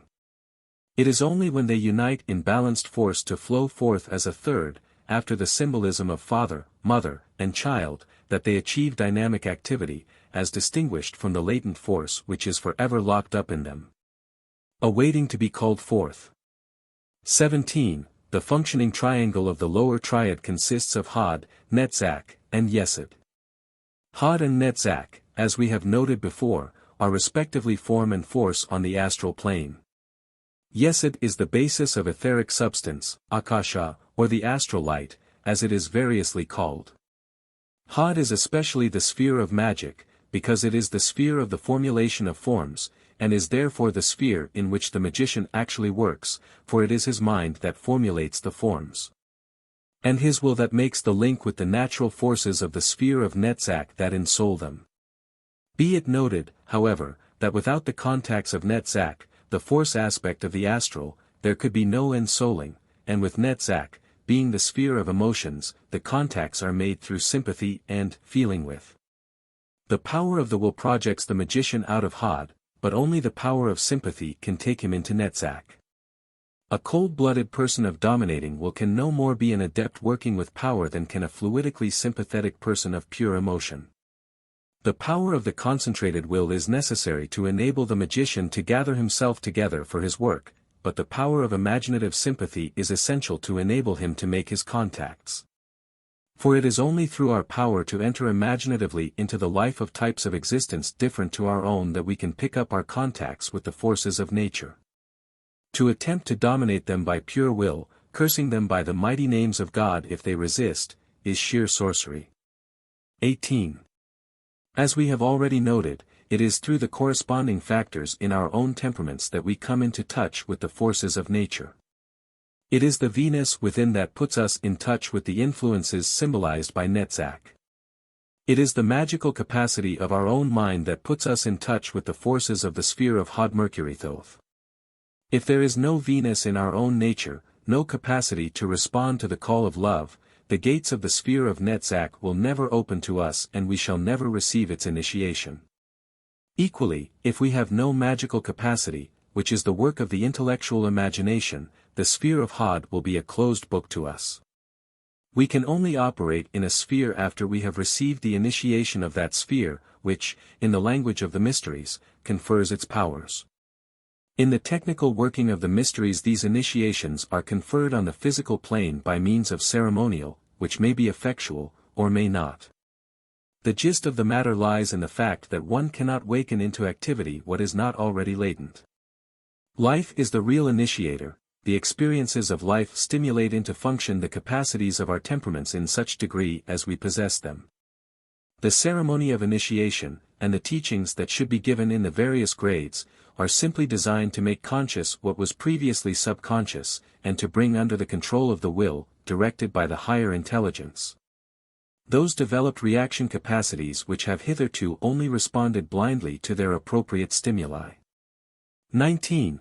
Be it well noted that it is only in proportion as our capacities for reaction are lifted out of the sphere of emotional reflexes and brought under rational control that we can make of them magical powers. It is only when the aspirant, having the capacity to respond on all planes to the call of Venus, can easily and without effort refrain at will from responding, that he can be made an initiate of the sphere of Netzach. This is why it is said of the adept that he has the use of all things, but is dependent upon nothing. 20. These concepts are shadowed forth for those who have eyes to see in the symbolism of Hod. The Yetziratic text declares that Hod is the perfect intelligence because it is the mean of the primordial. In other words, it is power in equilibrium, for the word mean implies a position halfway between two extremes. 21. The concept of inhibited reaction and satisfaction foregone is expressed in the title of the Eight of Cups of the Tarot pack, whose secret name is Abandoned Success. The suit of cups, in the tarot symbolism, is under the influence of Venus and represents the different aspects and influences of love. Abandoned success, the inhibition of the instinctive reaction which would give satisfaction, in other words, sublimation, is the key to the powers of Hod. But remember that sublimation is not the same thing as either repression or eradication, and it applies to the instinct of self-preservation as well as to the instinct of reproduction, with which it is exclusively associated in the popular mind. 22. The same concept reappears in the secret title of the Eight of Swords, which is, the Lord of Shortened Force. We get a clear image in these words of the checking, or breaking of dynamic power in order that it may be brought under control. 23. In the Eight of Pentacles, which represents the nature of Hod manifesting on the material plane, we have the Lord of Prudence, again a checking and inhibiting influence. But all these three negative, inhibiting cards are summed up under the presidency of the Eight of Wands, which represents the action of the sphere of Hod on the spiritual plane, and this card is called the Lord of Swiftness. 24. We see, then, that it is through inhibitions and refrainings on the lower planes that the dynamic energy of the highest plane is rendered available. It is in the sphere of Hod that the rational mind imposes these inhibitions on the dynamic animal nature of the soul, condensing them, formulating them, directing them by limiting them and preventing diffusion. This is the operation of the magic that works with symbols. By its means the free-moving natural forces are constrained and directed to ends that are willed and designed. This power of direction and control is only obtained by the sacrifice of fluidity, and Hod is therefore aptly said to be the reflection of Bina through Chesed. 25. Having considered the general principles of the sphere of Hod, we are now in a position to consider its symbolism in detail. 26. The meaning of the Hebrew word Hod is glory, and this suggests at once to the mind that in this, the first sphere in which forms are definitely organized, the radiance of the primordial is shown forth to human consciousness. Physicists tell us that light is only rendered visible as blue sky owing to its reflection from the particles of dust in the atmosphere. Absolutely dustless atmosphere is absolutely dark atmosphere. And so it is in the metaphysics of the tree. The glory of God can only shine forth in manifestation when there are forms to manifest it. 27. The magical image of Hod affords a very interesting subject for meditation. Those who have grasped the significance of the preceding pages will see how well the form and force nature of magical working is summed up in this symbol of the being in whom are combined the male and female elements. 28. Hod is essentially the sphere of forms ensouled by the forces of nature, and conversely, it is the sphere in which the forces of nature take on sensible form. 29. The Yetziratic text has already been discussed at length, and to that discussion the reader can refer for its elucidation. 30.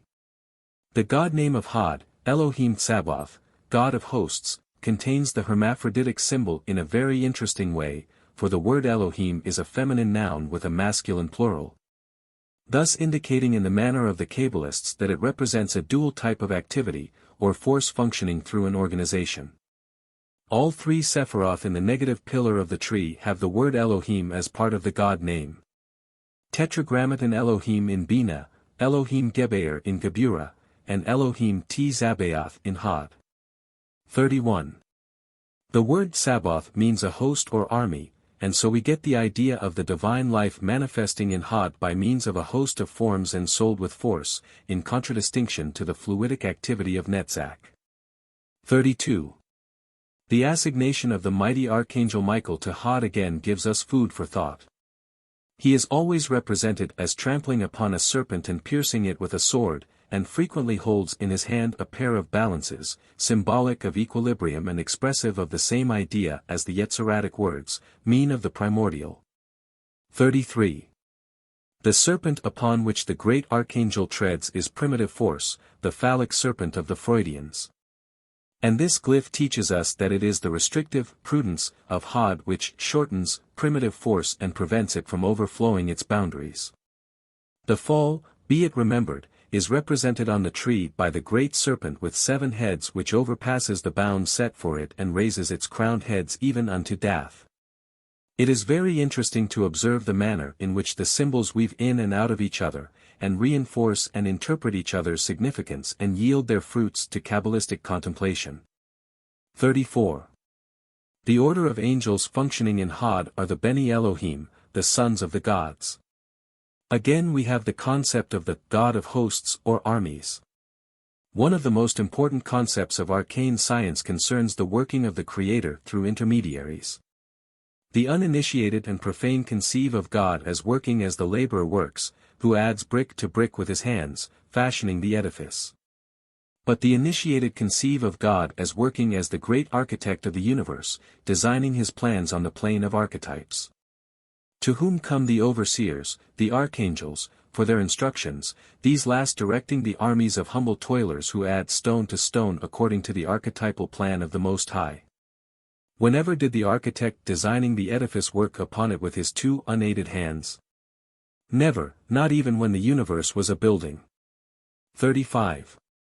The mundane chakra, as we have already noted, is Mercury, and its symbolism as Hermes Thoth we have already considered.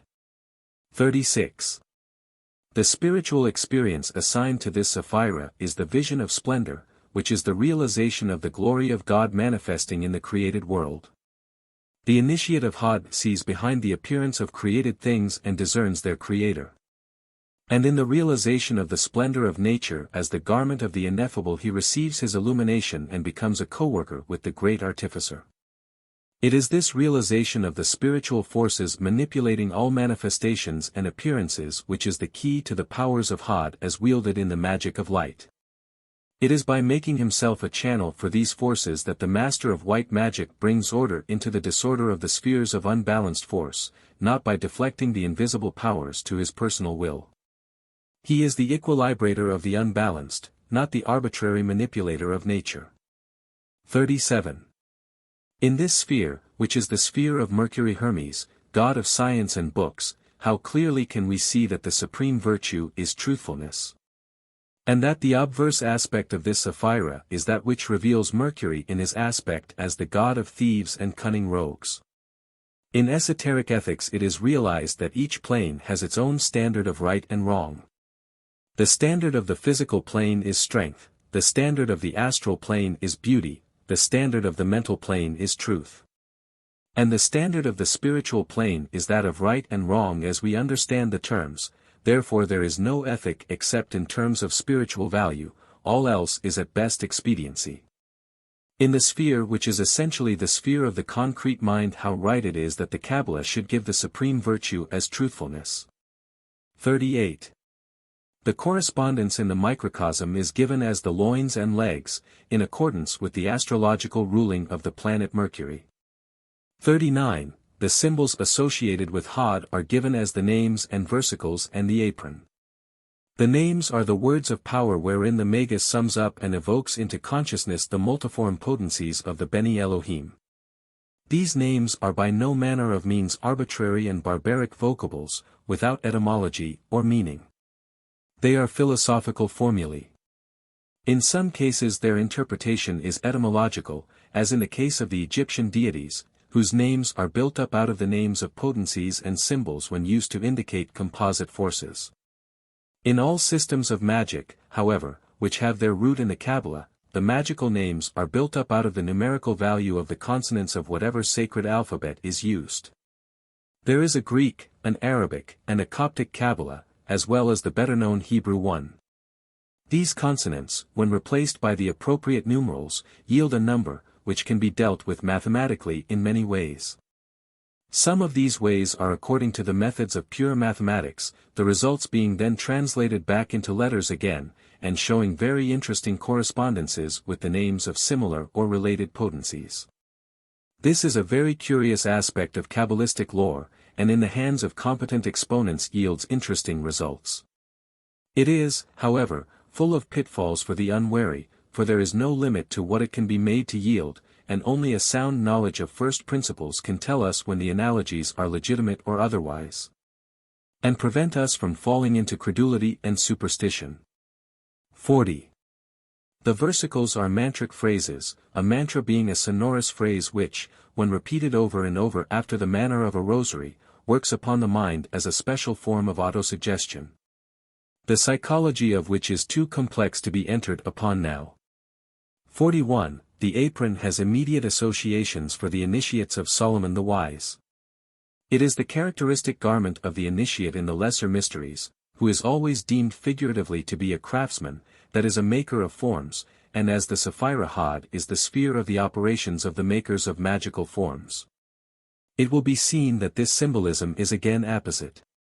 The apron covers and conceals the moon center, Yesod, concerning which we shall speak in its appropriate place. As has already been noted, Yesod is the functional aspect of the pair of opposites of the astral plane. 42. Concerning the 4/8 of the tarot pack, assigned to this Sephirah, we have already spoken on a previous page. 43. To sum up, then, in Had we have the sphere of formal magic as distinguished from simple mind power. The forms that are formulated thereon by the magician initiating the forces of nature are the Beni Elohim, or sons of the gods. Yesod. Title, Yesod, the foundation. Hebrew, Yod, Samek, Vav, Daleth.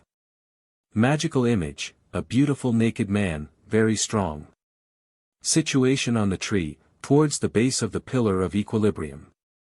Yetziratic text, the ninth path is called the pure intelligence because it purifies the emanations. It proves and corrects the designing of their representations, and disposes the unity with which they are designed without diminution or division. Virtue, independence. Vice, idleness. Correspondence in microcosm, reproductive organs. Symbols, the perfumes and sandals. Tarot cards, the 4 nines. 9 of wands, great strength. 9 of cups, material happiness. God name, Shaddai El Chai, the almighty 9 of swords, despair and cruelty. Living God. Archangel, Gabriel. Order of angels, cherubim, the strong. Mundane chakra, Lavana, the moon. Spiritual experience, vision of the machinery of the universe. 9 of pentacles, material gain. Color in Atziluth, indigo. Brh, violet. Yetzirah, very dark purple. Asaya, citron, flecked with azure.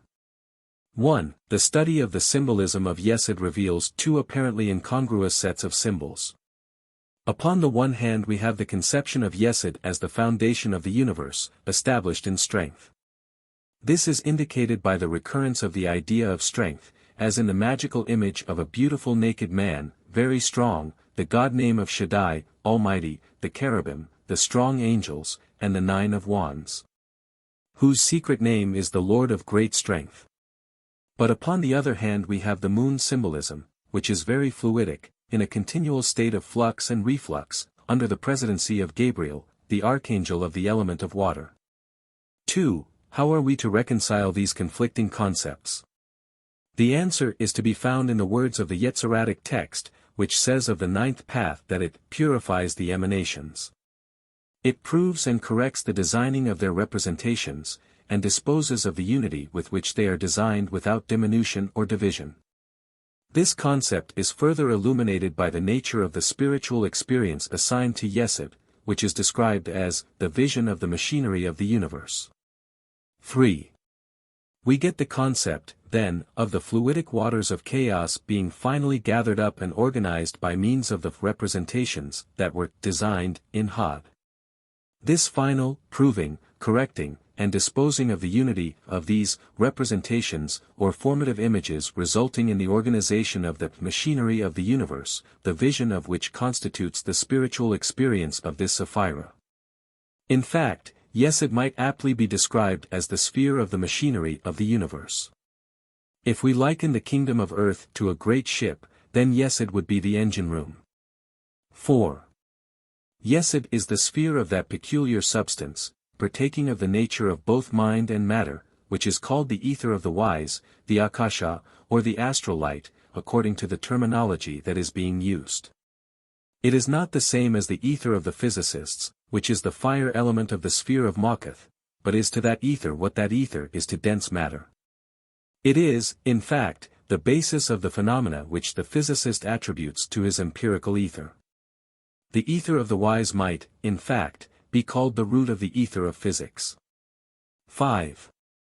The material universe is an insoluble riddle to the materialist because he insists on trying to explain it in terms of its own plane. This is a thing that can never be done in any sphere of thought. Nothing can ever be explained in terms of itself, but only by being resumed in a greater whole. The four elements of the ancients find their explanation in a fifth, the ether, as initiates have always maintained. For it is a doctrine of esoteric philosophy that any four visible states always have their root in a fifth, an invisible state. For instance, the four worlds of the Kabbalists have their root behind the veils of the unmanifest. It is only by positing this unmanifest fifth, and assigning to it certain attributes deduced from the manifest four as being essential in the prime cause, that we are able to arrive at any understanding of the nature of the four. So do we find in Yesod the unmanifest fifth of the four elements of Makath, the fire of the ancients answering to the ether of the moderns, and earth, water, and air to the solid, liquid, and gaseous states of matter. 6. Yesod, then, must be conceived of as the receptacle of the emanations of all the other Sephiroth, as is taught by the Kabbalists, and as the immediate and only transmitter of these emanations to Makath, the physical plane. As the Yetziratic text says, it is the function of Yesod to purify the emanations, and to prove and correct them. Consequently it is in the sphere of Yesod that all operations are carried out which are designed for the correcting of the sphere of dense matter, or in any way to dispose of its unity of design. Yesod, then, is the all-important sphere for any magic which is designed to take effect in the physical world. 7. Now be it well noted that all spheres operate according to their nature, and that nature cannot in any way be altered by any magical or miraculous influence, however powerful. We can only correct the designing of the representations. The things represented remain constant. The conditions of the material world cannot therefore be arbitrarily disposed of, even by the highest spiritual force, as is believed by those who pray to God to intervene on their behalf, healing their diseases or giving rain upon earth. Neither can they any more be influenced by the most powerful wizard with his spells. The only approach to Makath is through Yesod, and the approach to Yesod is through Had, where the representations are designed. Let us once and for all disabuse our minds of the idea that spirit can work directly upon matter. It never does so. Spirit works through mind, and mind works through the ether. And the ether, which is the framework of matter and the vehicle of the life forces, can be manipulated within the limits of its nature, which are by no means inconsiderable. All miraculous and supernatural happenings, therefore, are brought about by the manipulation of the natural qualities of the ether, and if we understood the nature of the ether, we should understand the rationale of their production. We should no longer attribute them to the direct intervention of God, or to the activities of the spirits of the departed, then we attribute nowadays the phenomena of combustion to the activities of phlogiston, which a previous generation believed to be the active principle of fire, whose presence or absence determined whether a given substance would burn or not. There are men living today who learnt about phlogiston in their school days, and have seen the change of thought come about. Equally, the day will come when men will look upon psychic phenomena and spiritual healing as we look upon phlogiston. 8. At the present state of our knowledge it is not possible to give a very full account of the nature of the yasodic ether. We can, however, state certain things about it that have been learnt by experience.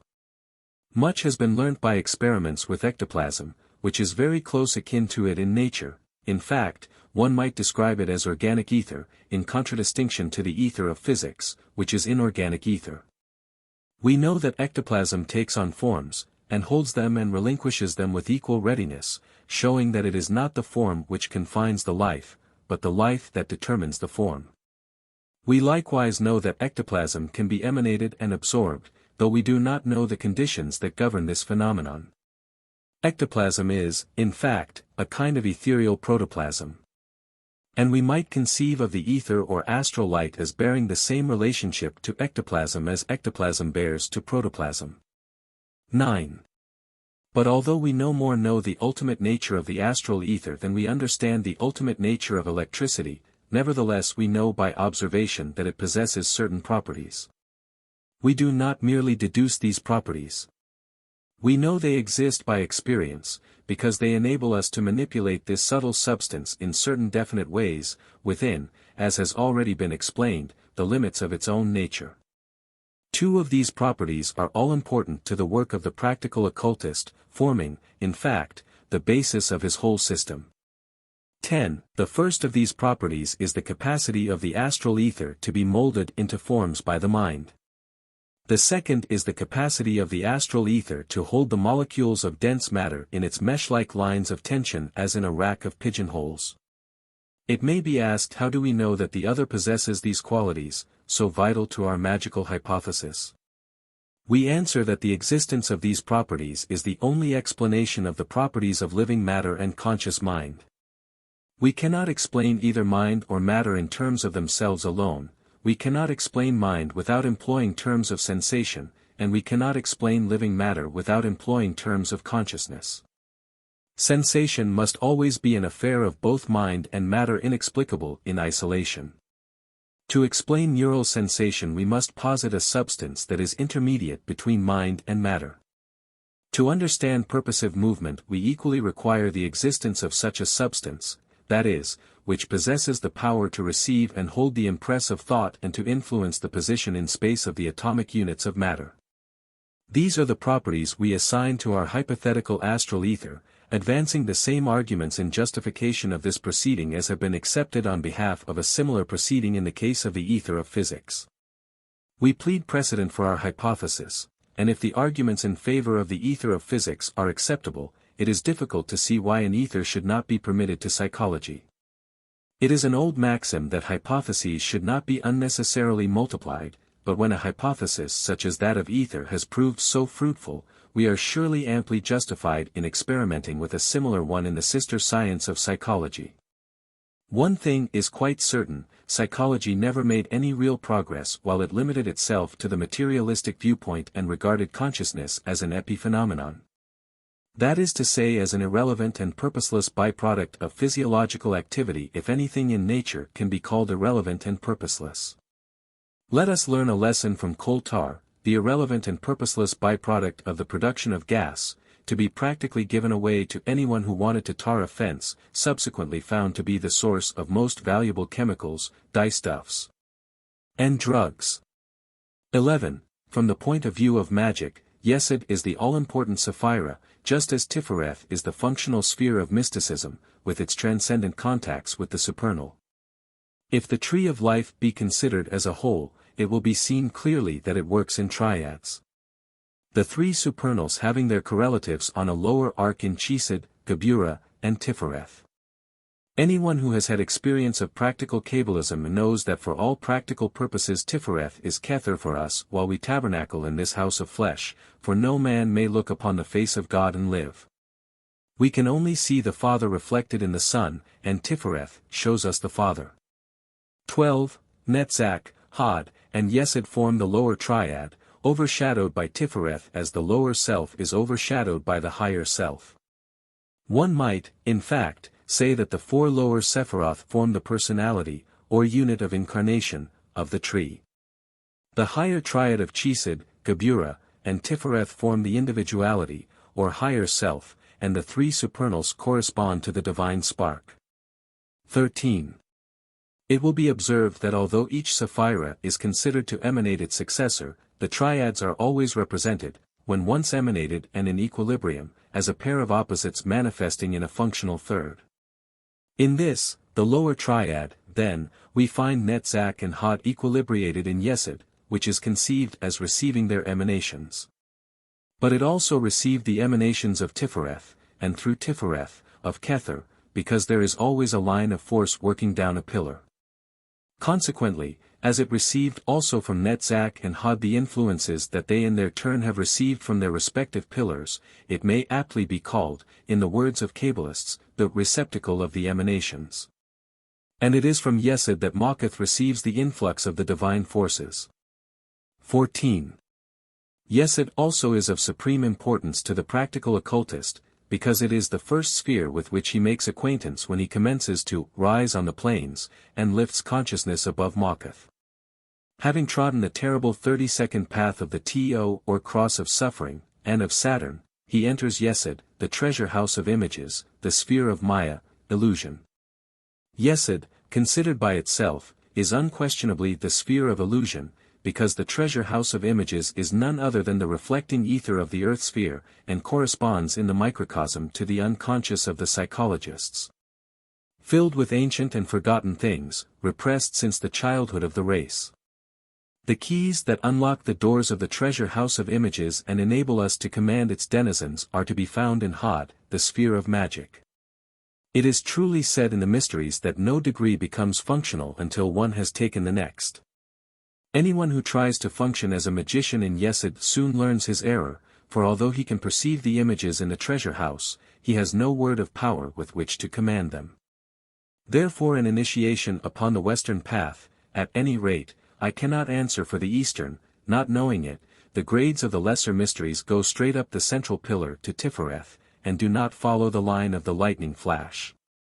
In Tifereth the initiate takes the first grade of adepthood, and from there returns, if he so desires, to learn the technique of the magician relative to the personality of the tree, that is to say the macrocosmic unit of incarnation. If he does not desire this, but wishes to become free from the wheel of birth and death, he proceeds up the central pillar, which is also called by the Kabbalists the path of the arrow, and passes over the abyss into Kether. He who enters this light cometh not forth again. 15. Yesod is also the sphere of the moon, therefore to understand its significance we must know something about the way in which the moon is regarded in occultism. It is held by initiates that the moon separated from the earth at the period when evolution was on the cusp between the etheric phase of its development and the phase of dense matter. Those who are familiar with the terminology of astrology will know that the cusp is that phase between two signs wherein the influence of both is intermingled. The moon, then, has something of the material in its composition, hence the luminous globe we see in the sky. But the really important part of its composition is etheric, because it was during the phase of evolution when life was developing the etheric form that the moon had its heyday. And for this reason the phase is called by some occultists the Luna phase of evolution. Those who want to know more of this subject will find it dealt with in the Rosicrucian Cosmoconception, by Max Heindel, and the Secret Doctrine, by Madame Blavatsky. As the Kabbalists use a different system of classification to the Vedantists, we cannot open up the vast subject of the rays and the rounds, in these pages. It must suffice to give dogmatically certain facts known to occultists and indicate where the reader can find further information if he desires it. 16. The moon and the earth, according to the occult theory, share one etheric double, though their two physical bodies are separate, and the moon is the senior partner. That is to say, in etheric matters the moon is the positive pole of the battery, and the earth the negative one. Yesod, as we have already seen, reflects the sun of Tifereth, which in its turn is Kether on a lower arc. Astronomers have long told us that the moon shines by borrowed light, reflected from the sun, and they are now beginning to hint that the sun may receive its fiery energy from outer space. Translated into Kabbalistic terminology, outer space would be the great unmanifest, and the Kabbalists have taught this doctrine since the days when Enoch walked with God and was not, for God had taken him, in other words. He had received the initiation of Kether. 17. It will be seen from the above that Yesod Luna is ever in a state of flux and reflux, because the amount of sunlight received and reflected waxes and wanes in a 28-day cycle.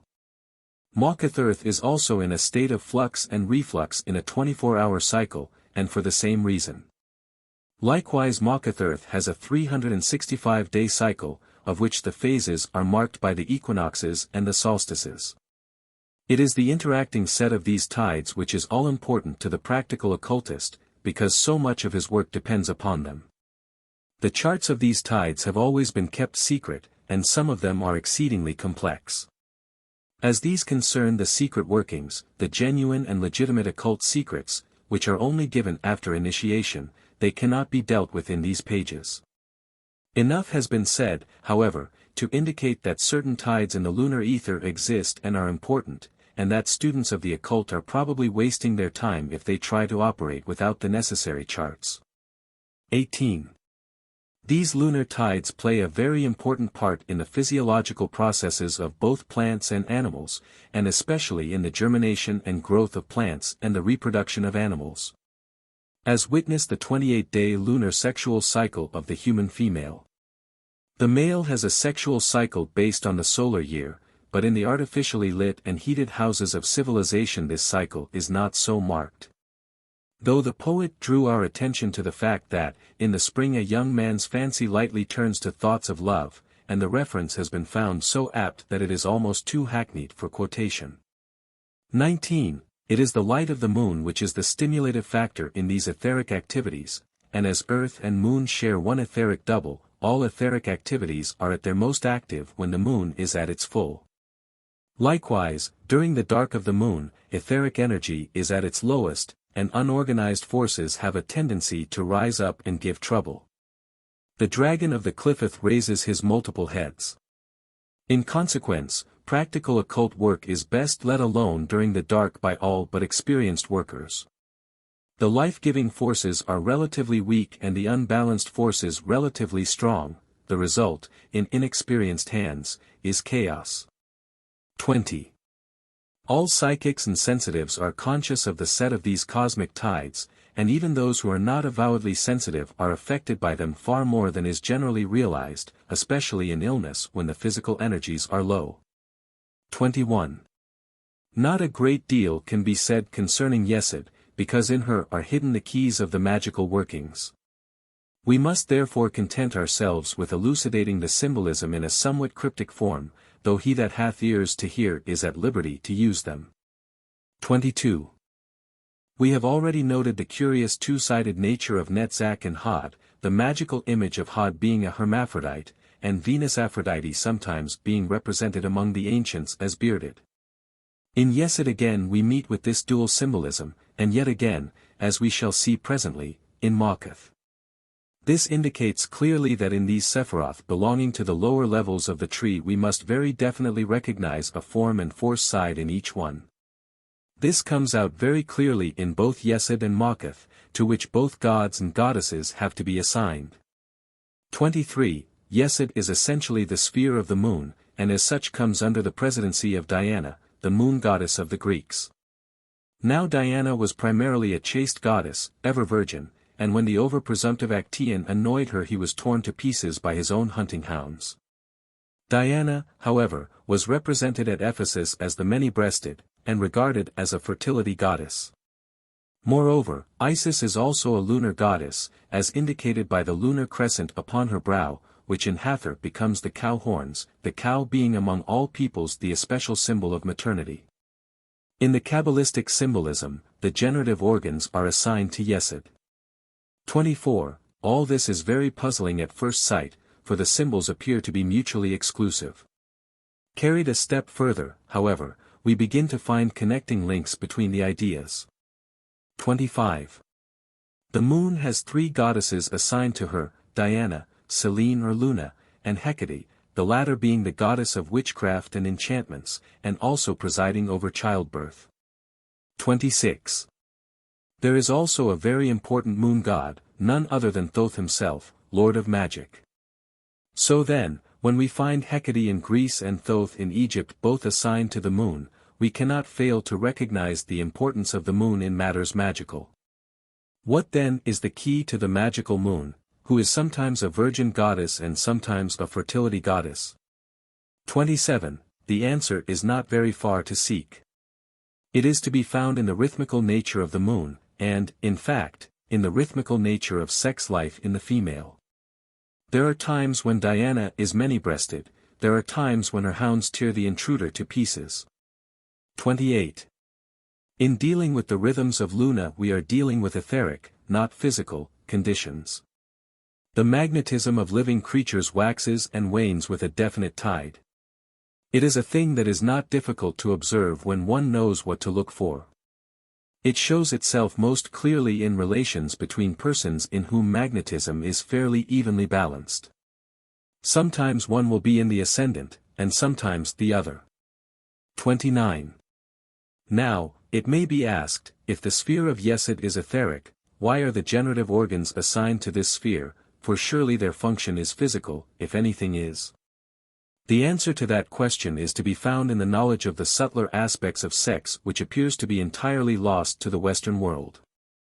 It cannot be entered upon in detail in these pages, and it must suffice to point out that all the more important aspects of sex are etheric and magnetic. We might liken it to an iceberg, 5/6 of whose bulk is below the surface. The actual physical reactions of sex form a very small proportion, and by no means the most vital portion of its functioning. It is owing to our ignorance of this that so many marriages fail to fulfill the purpose of the welding of two halves into a perfect whole. 30. We take no account of the magical side of marriage, despite the fact that the Church classes it as a sacrament. Now a sacrament is defined as an outward and visible sign of an inward and spiritual grace, and it is that inward and spiritual grace which is so seldom found in the marriage act of the Anglo-Saxon races.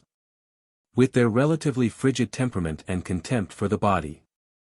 That inward and spiritual grace which makes of marriage a true sacrament after its kind is not the grace of sublimation, or renunciation, or a purity of denial and abstention.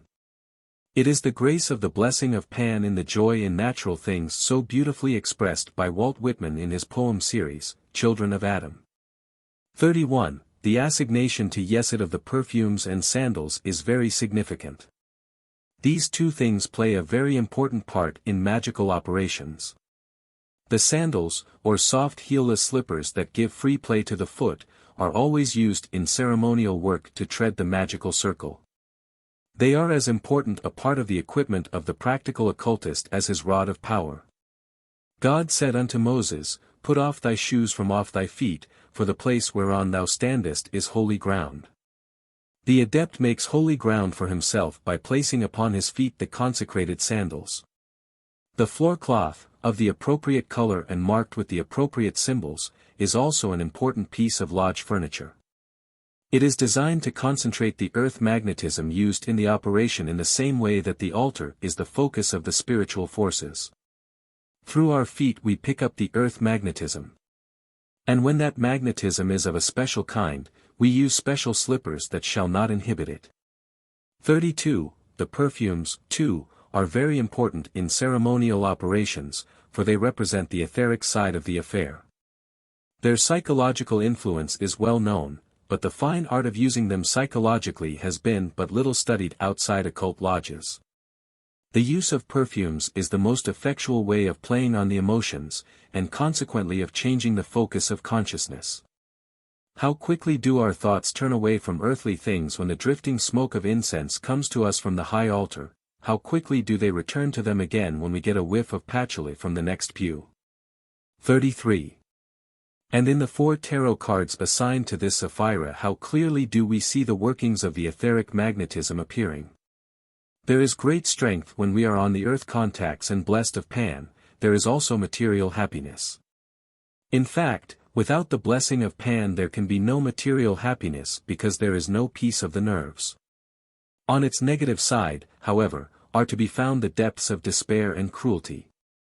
But with the earth contacts firm under our feet there comes material gain because we are adequate to deal with the material plane. Mawkath. Title, Mawkath, the Kingdom. Hebrew, Mem, Lamed, Kof, Voto. Magical image, a young woman, crowned and throned. Situation on the tree, at the base of the pillar of equilibrium. Yetziratic text, the 10th path is called the resplendent intelligence because it is exalted above every head and sits upon the throne of Bina. It illuminates the splendors of all the lights, and causes an influence to emanate from the Prince of Countenances, the Angel of Kether. Titles given to Mawkath, the Gate. The Gate of Death. The Gate of the Shadow of Death. The Gate of Tears. The Gate of Justice. The Gate of Prayer. The Gate of the Daughter of the Mighty Ones. The Gate of the Garden of Eden. The Inferior Mother. Mawka, the Queen. Kala, the Bride. The Virgin. God name, Adonai Melech or Adonai Haaretz. Archangel, Sandalphon. Choir of Angels, Ashim, Souls of Fire. Mundane Chakra, Column Ha-Yesedath, Sphere of the Elements. Spiritual experience, vision of the Holy Guardian Angel. Virtue, discrimination. Vice, avarice. Inertia.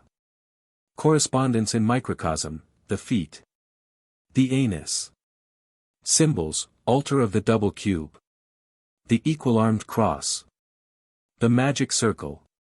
The triangle of art. Tarot cards, the 4 tens. 10 of wands, oppression. 10 of cups, perfected success. 10 of swords, ruin. 10 of pentacles, wealth. Color in Atziluth, yellow. BRH, citron, olive, russet, and black. Yetzirah, citron, olive, russet, and black, flecked with gold. Asaya, black, rayed with yellow. 1.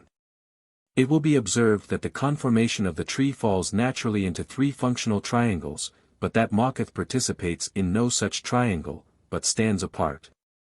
And it is said by the Kabbalists that it receives the influences or emanations of all the other Sephiroth. But although Mawkath is the only Sapphira that does not participate in a triangle, it is also the only Sapphira that is represented as particolored instead of a unit, for it is divided into 4 quarters, which are assigned to the 4 elements of earth, air, fire, and water. And although it is not functional in any triangle, it represents the end results of all the activities of the tree. It is the nadir of evolution. The outermost point on the outgoing arc, through which all life must pass before returning whence it came. 2. Mawkath is said to be the sphere of earth. But we must not make the mistake of thinking that the Kabbalists meant by Mawkath only the terrestrial sphere. They meant also the earth soul, that is to say, the subtle, psychic aspect of matter. The underlying noumenon of the physical plane which gives rise to all physical phenomena. Likewise with the 4 elements. These are not earth, air, fire, and water as known to the physicists, but are the 4 conditions in which energy can exist. The esotericist distinguishes these from their mundane counterparts by referring to them as the air of the wise, or the earth of the wise, as the case may be. That is to say, the element of air or of earth as it is known to the initiate. 3. The physicist recognizes the existence of matter in 3 states.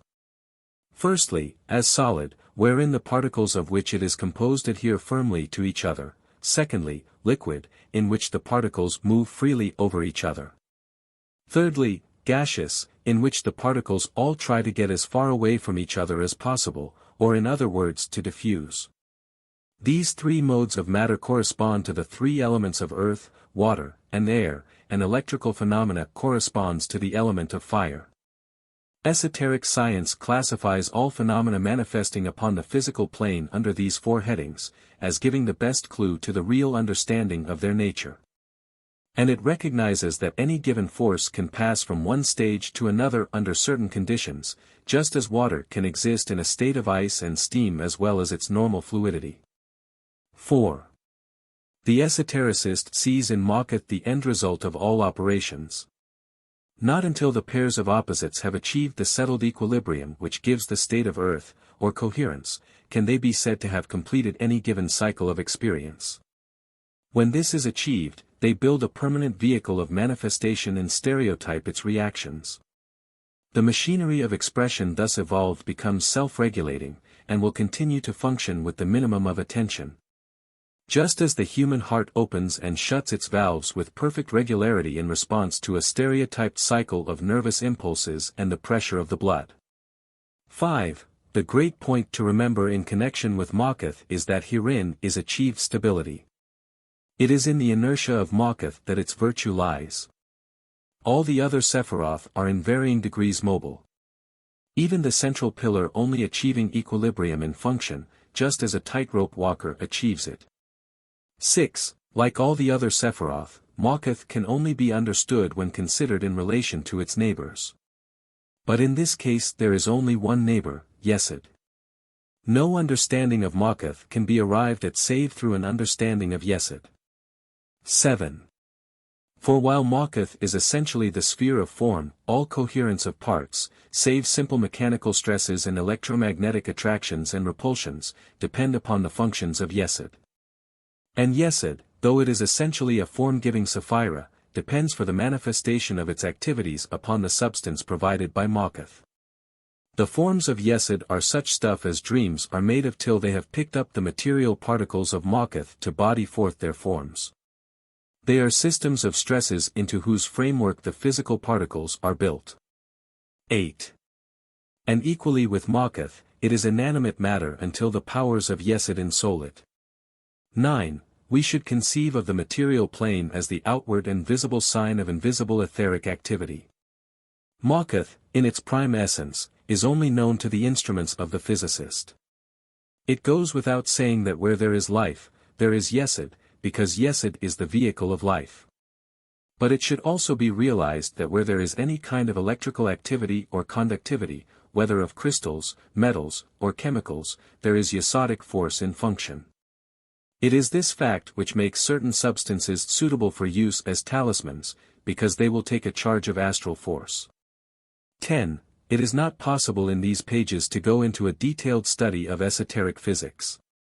Enough must be said, however, to give the student an understanding of the principles underlying this concept of the material world, which sees it as visible drapery upon an invisible framework. 11. The exact nature of the relationship between Yesod and Ma'at must be clearly understood, because it is all-important for practical occult work. Yesod is, of course, the form-giving principle, and whatever form is built up in its sphere will be bodied forth in the sphere of Ma'at unless it contains incompatibles, for it will tend to draw to itself the conditions of material expression. Material particles, however, are extremely resistant and unresponsive in their nature, and it is only by working upon the most tenuous aspect of matter, to which initiates give the name of the element of fire, that Yesodic forces can produce any effects. Once a response can be obtained from this elemental fire, the other elements can in their turn be influenced. 12. Elemental fire, however, is a kind of overstate of matter with which only the most advanced physics has any acquaintance.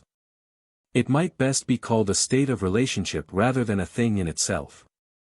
Elemental air might be described as a capacity to achieve these relationships, and as such, is the vital principle of physical life.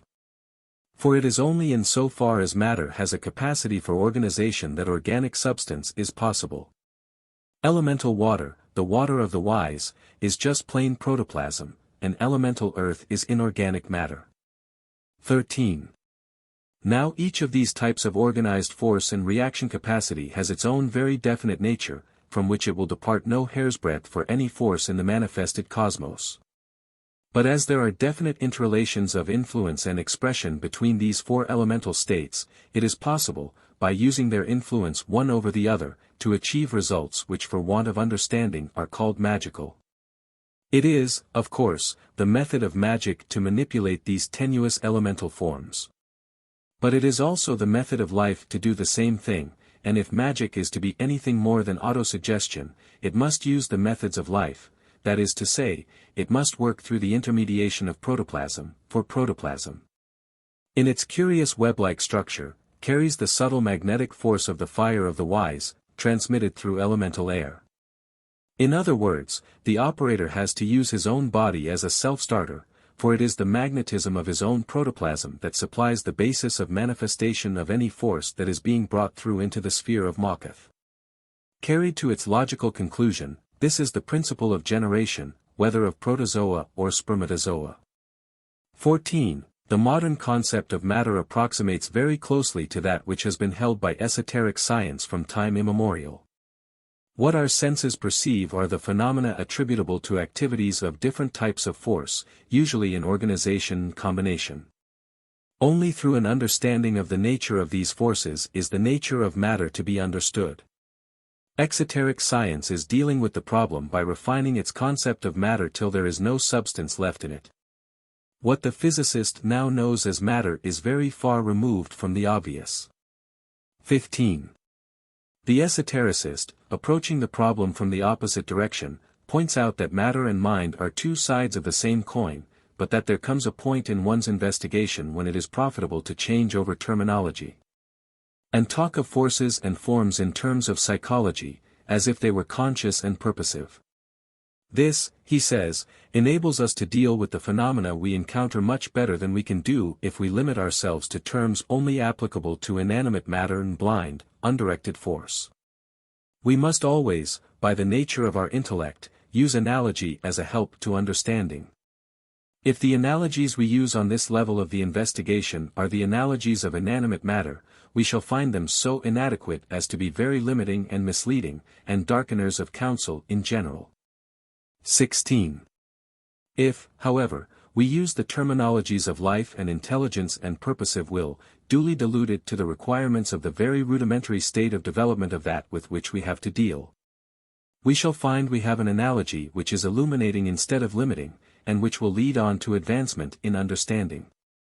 17. It is for this reason that the esotericist personifies the subtler forces and calls them intelligences.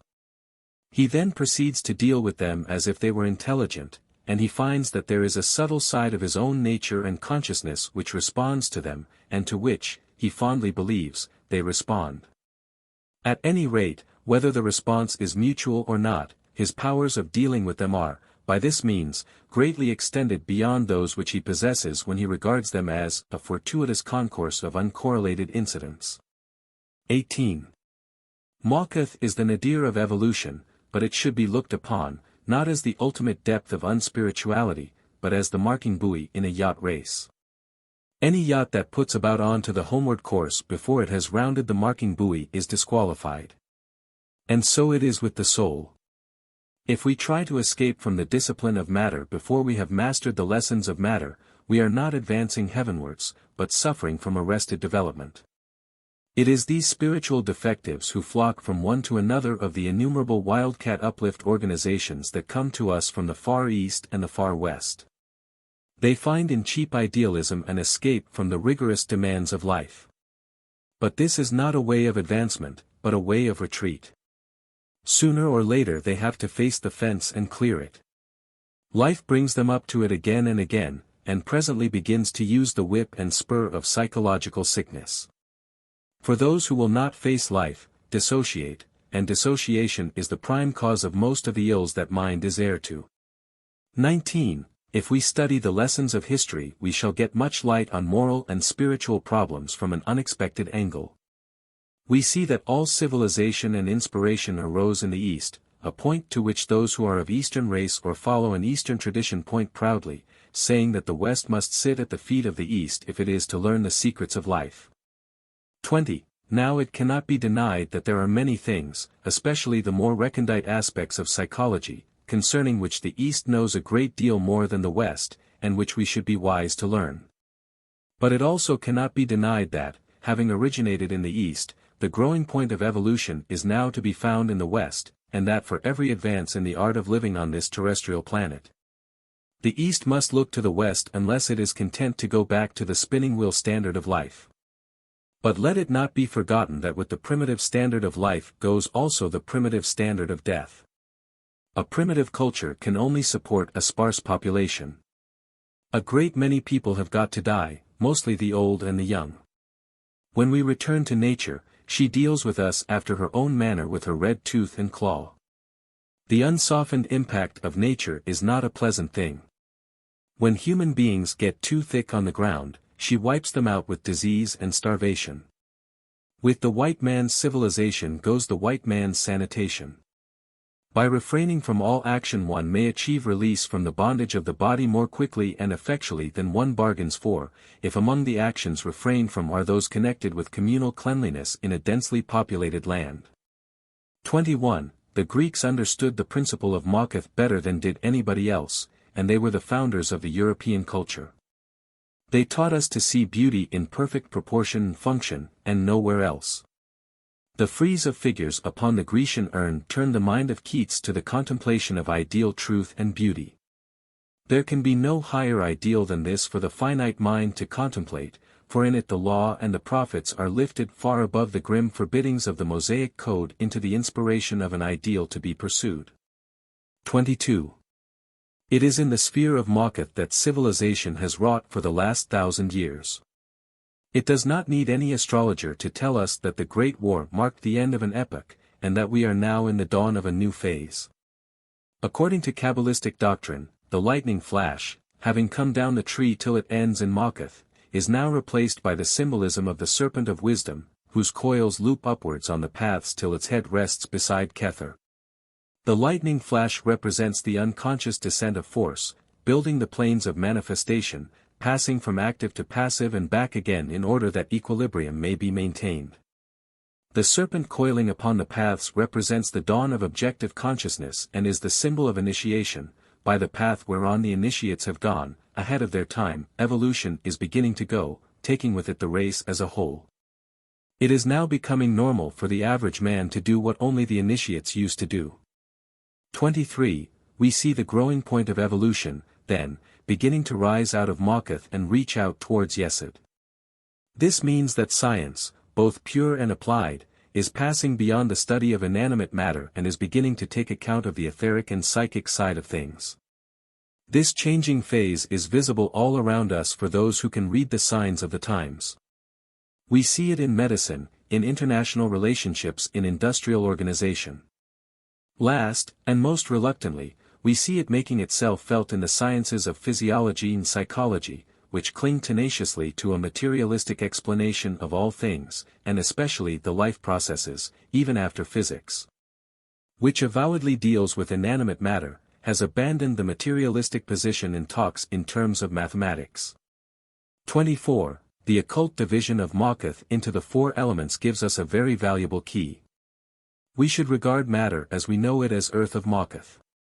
The different types of physical activity, whether in molecules or masses, can be classified under the two headings of anabolism and catabolism, that is to say the building up and the breaking down processes.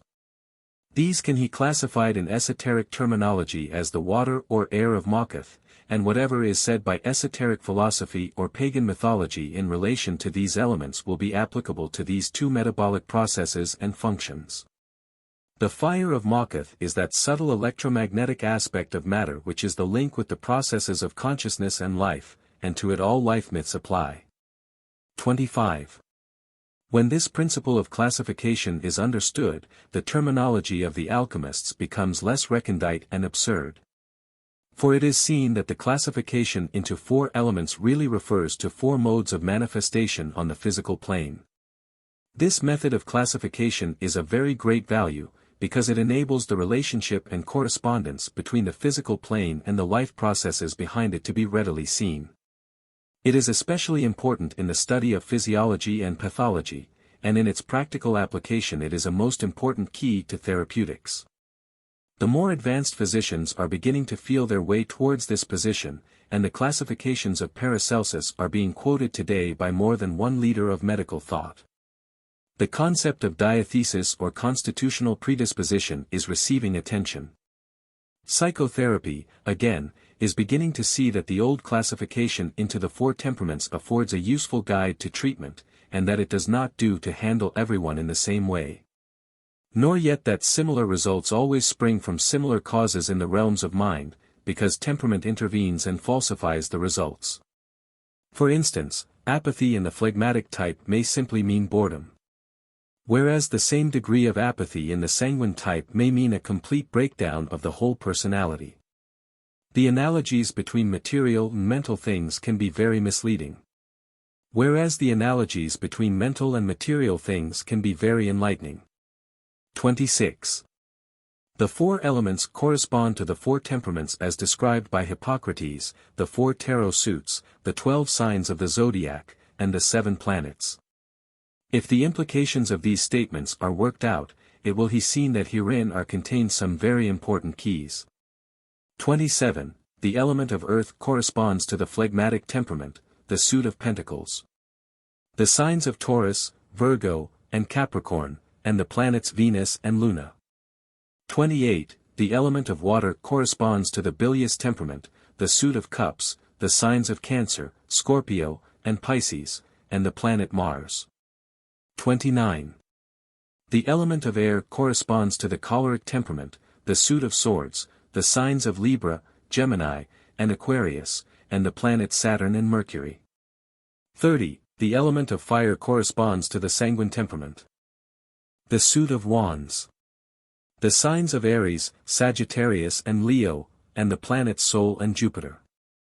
31. It will be seen, then, that if we classify mundane affairs and phenomena in terms of the four elements, we shall immediately see their relationship to astrology and the tarot. Now classification is the stage that immediately follows observation in scientific method. A very great deal of scientific work simply consists in these two processes. In fact, for the rank and file of science these represent the total range of their activities. If science is limited to these two activities, as it would be if we listened to our more pedestrian scientists, it would be no more than a compiling of lists of natural phenomena, as if the brokers were in on the universe. But the imaginative scientist, who alone is worthy of the name of research worker, uses classification not so much as a means of putting things away tidily, but to enable him to recognize relationships. 32. From the imaginative scientist who perceives to the philosophic scientist who interprets is but a step. And from the philosophical scientist who interprets in terms of causation to the esoteric scientist who interprets in terms of purpose, and so links science to ethics, is but another step. It is the tragedy of esoteric science that its exponents have nearly always been inadequately equipped upon the plane of Makath, and consequently unable to coordinate their results with those obtained by workers in other fields. As long as we rest content with this state of affairs we shall continue to have muddle-headed thinking and credulous assumptions as our inalienable lot. Esoteric science needs to observe the rule of the yacht race, and make each magical operation round the marking buoy of Makath before it is reckoned to have achieved completion. 33. Let us now interpret this simile from the point of view of technical occultism. Every magical operation is designed to bring power down the planes into the reach of the operator, who then applies it to whatever ends he may design. Many operators are content if they can obtain purely subjective results, that is to say, a sense of exaltation. Others aim at the production of psychic phenomena. It should be recognized, however, that no operation is completed until the process has been expressed in terms of Makath, or, in other words, has issued forth in action on the physical plane. If this is not done, the force that has been generated is not properly earthed, and it is this loose force left lying around that causes the trouble in magical experiments. It may not cause trouble in a single experiment, as few operators generate enough power to cause anything, let alone trouble. But in a series of experiments the effect may be cumulative, and result in the general psychic upheaval and run of bad luck and queer happenings so often reported by experimenters. It is these sort of things that give experimental magic a bad name, and lead to its being regarded as dangerous and compared to drug addiction. The true analogy, however, would be with the dangers of X-ray research in its early days. It is faulty technique that gives rise to trouble, as it always must when active potencies are being handled. Perfect your technique and you get rid of your troubles and have a very potent force available for use. 34. The only means of transition from Yesod to Malkuth is through the mediumship of living substances.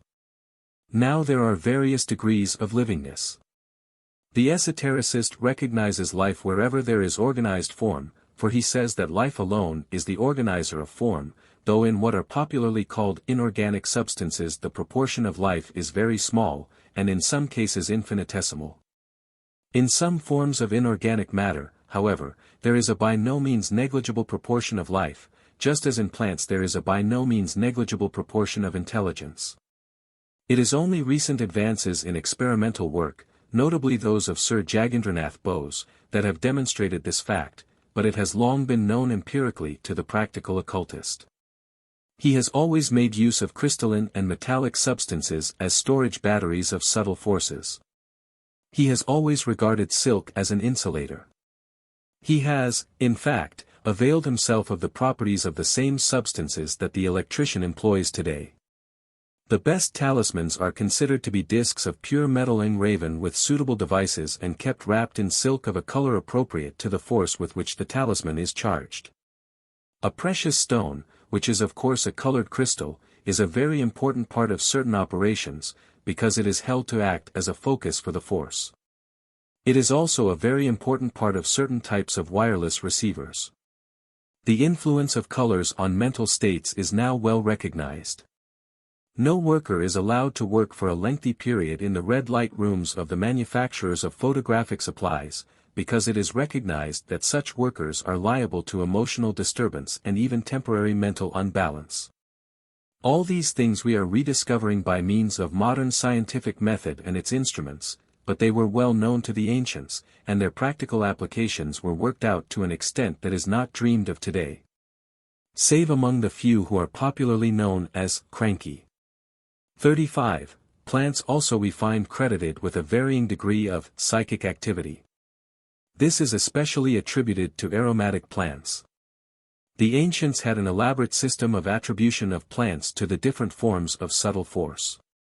Some of these, of course, are fantastic, but there are certain broad principles which give guidance. Wherever we find a plant traditionally associated with any deity we may be fairly certain that that plant has been proven to have affinities with the type of force that that deity represents. It may be that the association appears to our modern eyes to be superficial and irrational, such associations as Freud has shown us that the dreaming mind employs.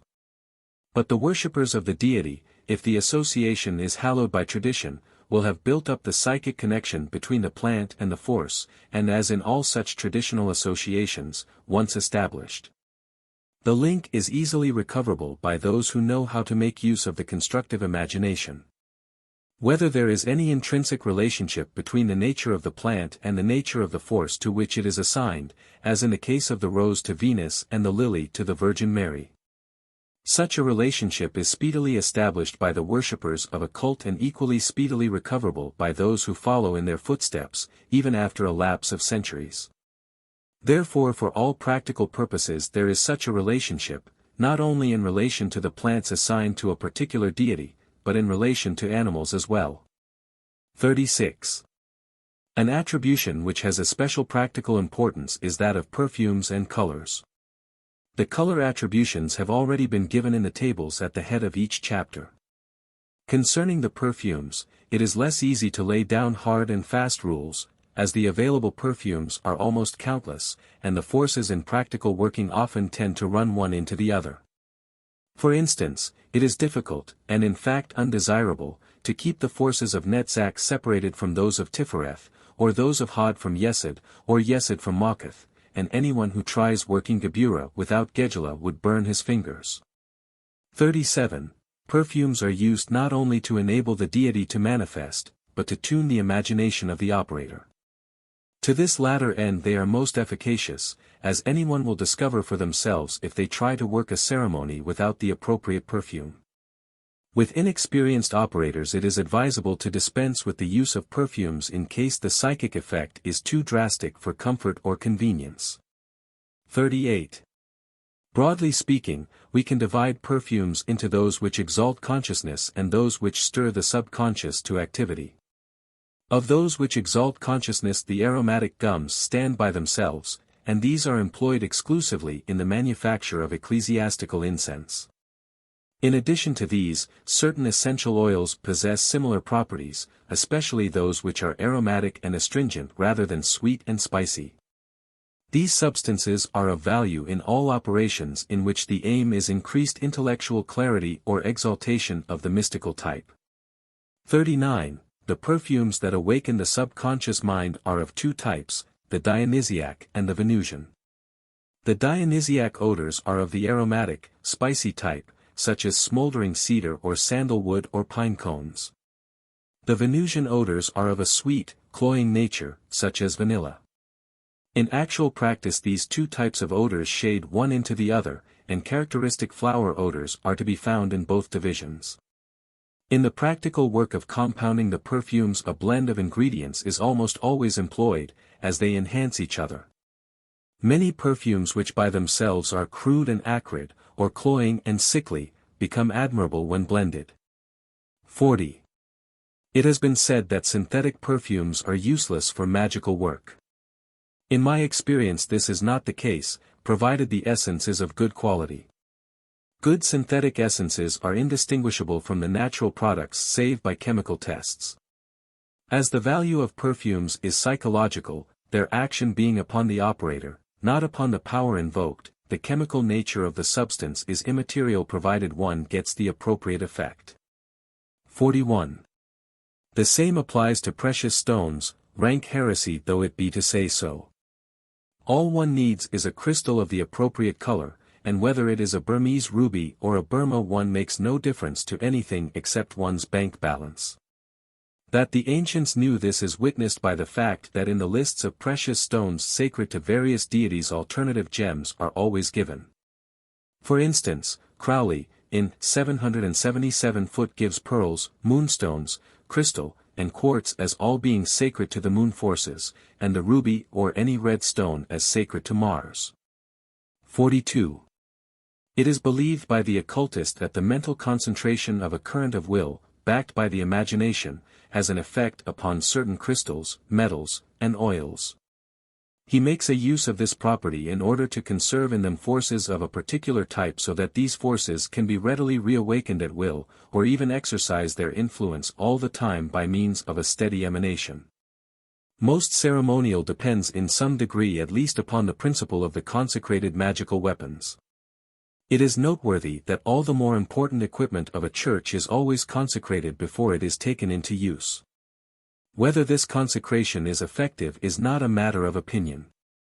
Any good psychic will readily distinguish between consecrated and unconsecrated objects, provided, of course, that the consecration has been effectual. It is a matter of experience with any practical occultist that a very definite change takes place in him when he takes his accustomed magical instruments in hand or purse on his accustomed robes. He can do with these what he cannot do without them. He also knows that it takes rhyme to break in a new magical instrument. It is interesting to note in this respect that I am quite unable to write anything about the mystical Kabbala without my ancient and battered tree of life beside me. It is also interesting to note that when this tree of life, which was originally prepared for me by someone else, became so dingy as to be almost undecipherable, I repainted it myself. And found thereafter that it immediately took on a marked increase in magnetism, thus bearing out the old tradition that one should always prepare one's magical weapons as far as possible with one's own hands. 43. The great problem in the practical working is to bring things through to the sphere of Makath. Many methods are described by the ancients, with how much truth one has no means of knowing.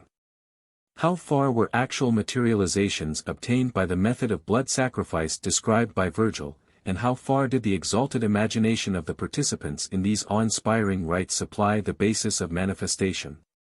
44. But whatever may be the facts, the holocausts of the ancients are not a practicable method for the modern experimenter to follow. The basis of the idea, however, lies in the fact that freshly shed blood gives off ectoplasm. There are, of course, materializing mediums who also give off ectoplasm without the shedding of blood. But those who give off an appreciable quantity are few and far between. When a number of psychically developed people are gathered together in a circle for the purpose of evocation, they may, between them, give off sufficient ectoplasm to form the necessary basis for physical phenomena. Such a method is not without its difficulties, not to say risks, and the esotericist, who is a philosopher rather than an experimenter, seldom makes use of it.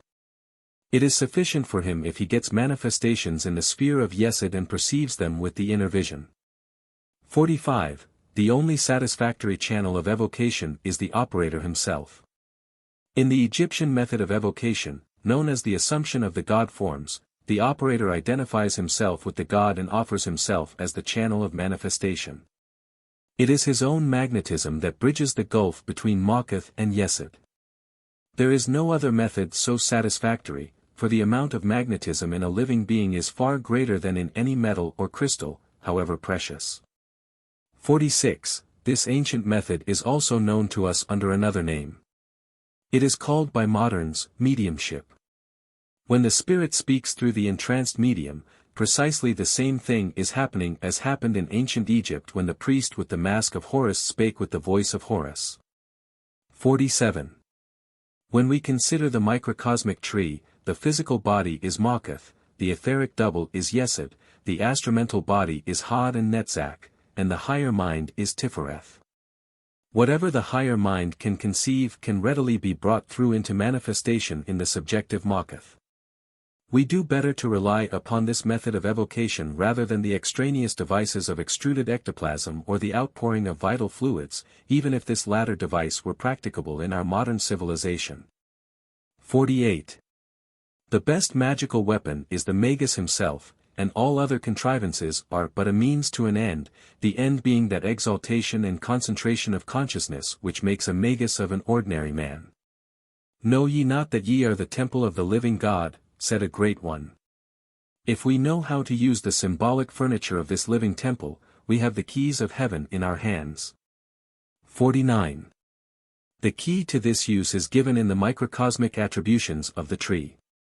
Interpreting these in terms of function, and function in terms of spiritual principles, we can unlock the door of the storehouse of force. The best and most complete manifestation of the power of God is through the energized enthusiasm of the trained and dedicated man. We would be wiser if we looked for the end result of a magical operation to come about through natural channels rather than to expect an interference with the course of nature, an expectation that in the very nature of things is doomed to disappointment. 50. Let us make this clear by illustration. Supposing we desire to heal sickness, we should, working by the method of the tree, employ a rite or meditation of Tifereth. But are we, for this reason, to limit our operations to the sphere of Tifereth and require the healing to be a purely spiritual healing, as do the Christian scientists? Or shall we modify our method sufficiently to allow of the laying on of hands and the anointing with oil, which are operations of the sphere of Yesod, designed to conduct magnetic force? Or shall we, which appears to me the wiser method, make use of an operation of Makuth also, thus bringing the power steadily down the planes into manifestation without break or gap in the transmutation and conduction? 51. And what is an operation of the sphere of Makuth? It is simply action on the physical plane. In an invocation of healing, therefore, I think we do better to invoke the great physician to manifest his power to us through the human physician, for that is the natural channel. Then to rely upon a spiritual force for which the only channel of evocation is the spiritual nature of the patient, who may or may not be able to rise to the occasion. 52. That great spiritual forces can be brought to bear effectually upon the healing of our diseases is beyond question, but they must have a channel of manifestation. And why be at great pains to build a psychic one when there is a natural one ready to hand? God moves in a mysterious way his wonders to perform when natural law is a sealed book to us. But when we understand the ways of nature's working, we see that God moves in a perfectly natural way, through the regularly established channels. The difference between the supernatural and the natural does not lie in the channels of manifestation that are used, but in the amount of power that comes through them. Not in quality but in quantity does the flow of power alter when spiritual forces are successfully invoked. 53. The whole problem of Makath is a problem of channels and connecting links. The rest of the work is done by the mind on the subtler planes. The real difficulty lies in the transition from the subtle to the dense, for the subtle is so ill-equipped to work on the dense. This transition is effected by means of the magnetism of living things, whether organic or inorganic. Suen est que le dernier pas que conçu in magical operations. 54. 3 ideas issue from a contemplation of the Yetziratic text related to Makath, the concept of the resplendent intelligence which illuminates the splendor of all the lights, the relationship between Makath and Bina, and the function of Makath in causing an influence to emanate from the angel of Kether. 55. It may seem a curious idea that Makath, which is the material world, should be the illuminator of the lights. We can understand this, however, if we refer to the analogy of physics, which tells us that the sky only appears blue and luminous owing to the reflection of light from the innumerable dust particles floating in the atmosphere. Absolutely dustless air is unilluminated, and our sky would have the darkness of interstellar space if it were not for these dust particles. We also learn from the study of physics that we see objects solely by means of the rays of light they reflect from their surfaces. When there is little or no reflection, as with black cloth, it is almost invisible in a dim light, a property made much use of by conjurers and illusionists. 56. It is the formative, concreting function of Makath which finally renders tangible and definite what was, upon the higher planes, intangible and indefinite, and this is its great service to manifestation and its characteristic power. All the lights, that is to say the emanations of all the other Sephiroth, become illuminated, visible, when reflected from the concrete aspects of Makath. 57. Every magical operation must come through to Makath before it can be reckoned to have attained completion, for only in Makath is the force finally locked home into form. Therefore all magical work is better carried out in the form of a ritual performed on the physical plane, even if the operator is working alone, than simply as a form of meditation operating upon the astral plane only. There must be something upon the physical plane, even if it be no more than lines drawn on a talisman, or the writing of signs upon the air, which brings the action through to the plane of Makath. Experience proves that an operation so terminated is a very different matter to an operation which begins and ends on the astral. 58. The relationship between Makath and Bina is very clearly indicated in the titles assigned to both these Sephiroth. Bina is the superior mother and Makath the inferior mother. As we have already seen, Bina is the primordial giver of form. Makath being the sphere of form, the relationship is obvious. That which had its inception in Bina has its culmination in Makath. This point gives us an important clue by means of which to guide our researches among the ramifications of the polytheistic pantheons. The Kabbalistic system is explicit concerning the doctrine of emanations, whereby the one unfolds into the many, and the many are reabsorbed into the one. No other system is specific upon this point, though in all of them it is hinted under the guise of genealogies.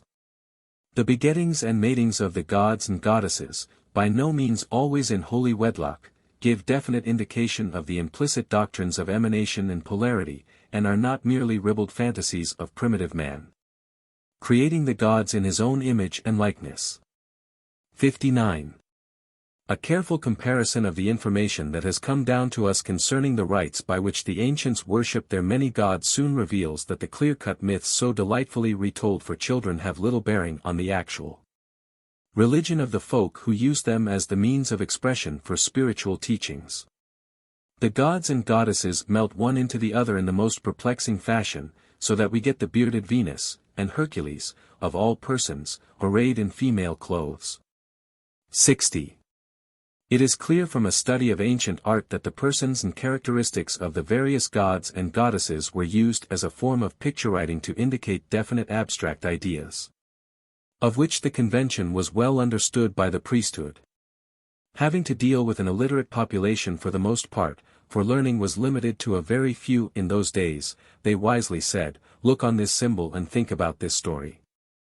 You may not know what it means, if you are looking in the right direction, the direction whence light arises, and in proportion as you are able to receive it, light will flow into your soul if you contemplate these ideas."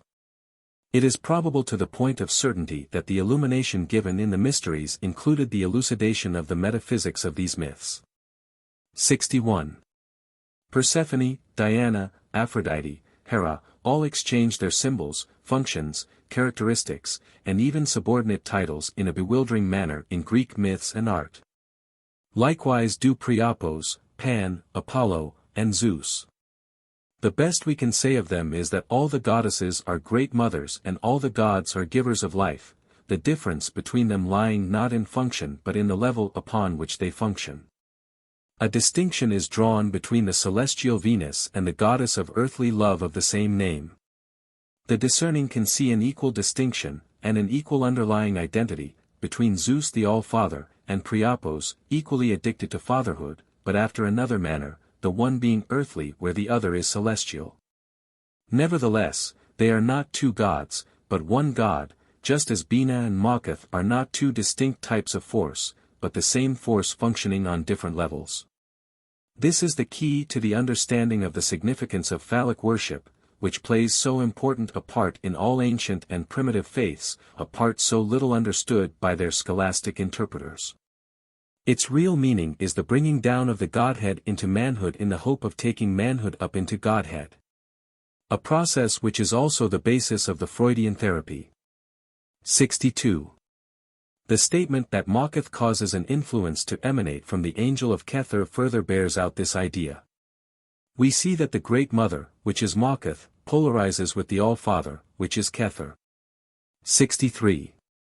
This classification, however, is too simple to serve us adequately, whether we are reducing a pagan pantheon to its simplest terms or dealing with the chances and changes of personal life. But in the four quarters, or elements, into which Makuth is divided we find the key that we need.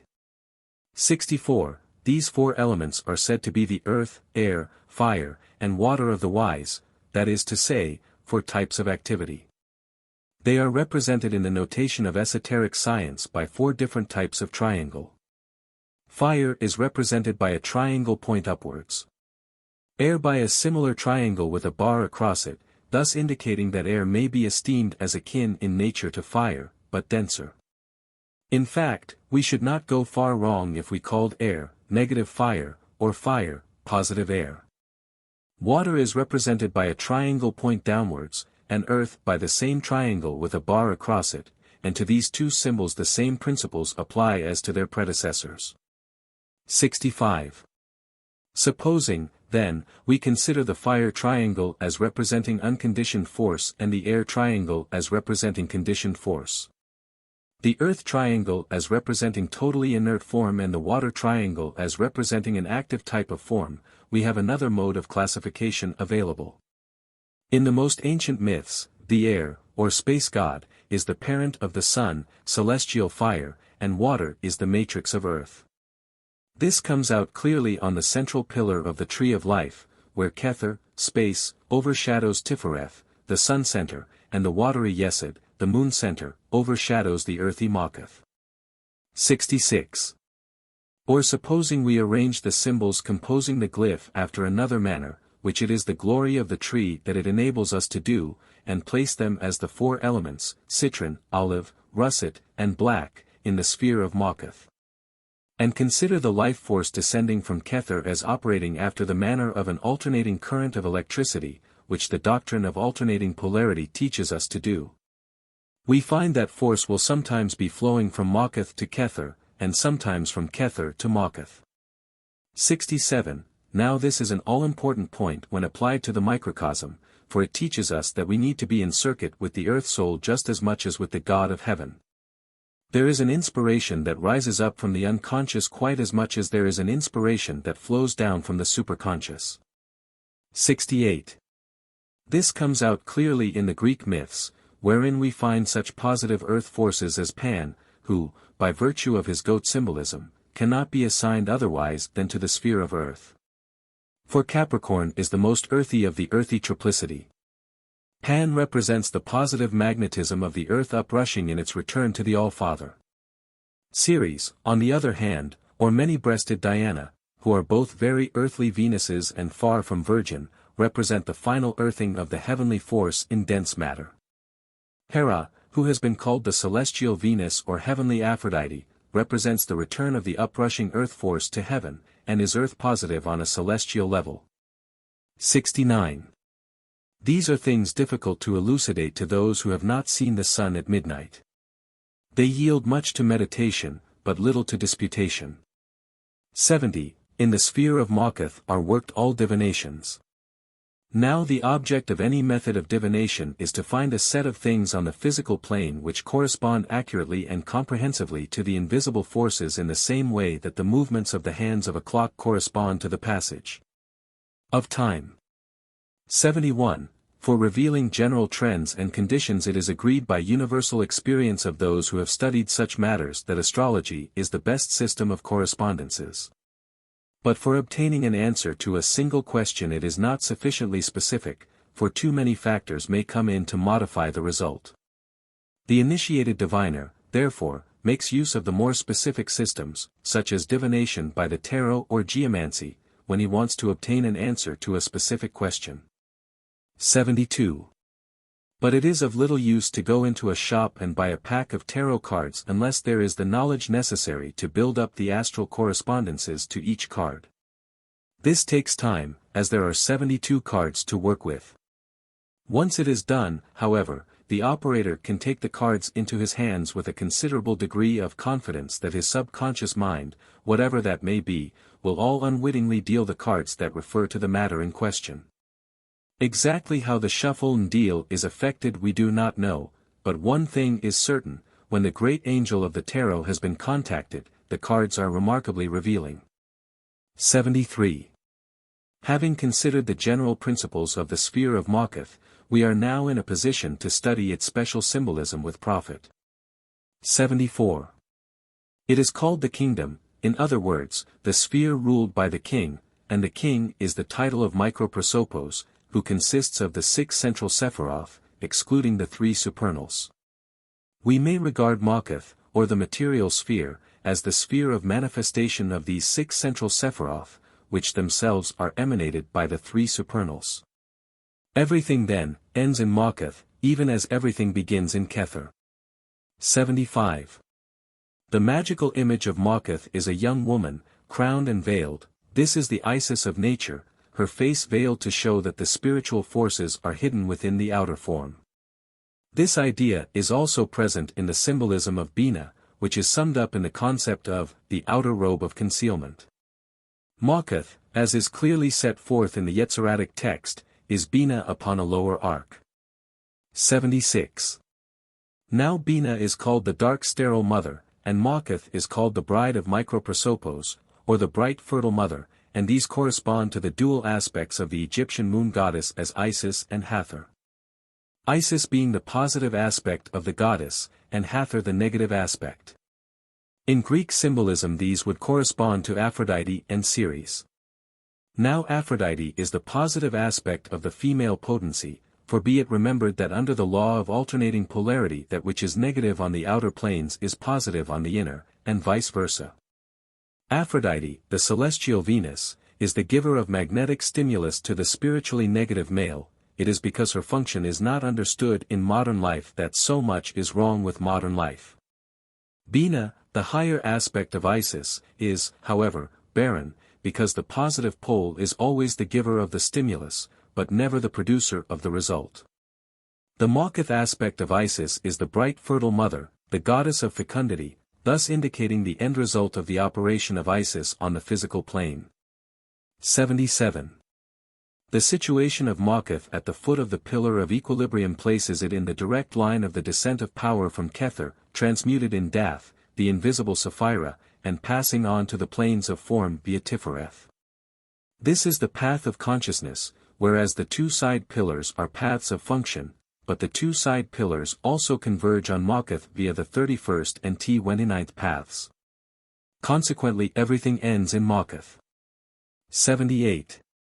We who are incarnated in physical bodies are standing in Makath, and when we set out upon the way of initiation our route lies up the 32nd path to Yesod.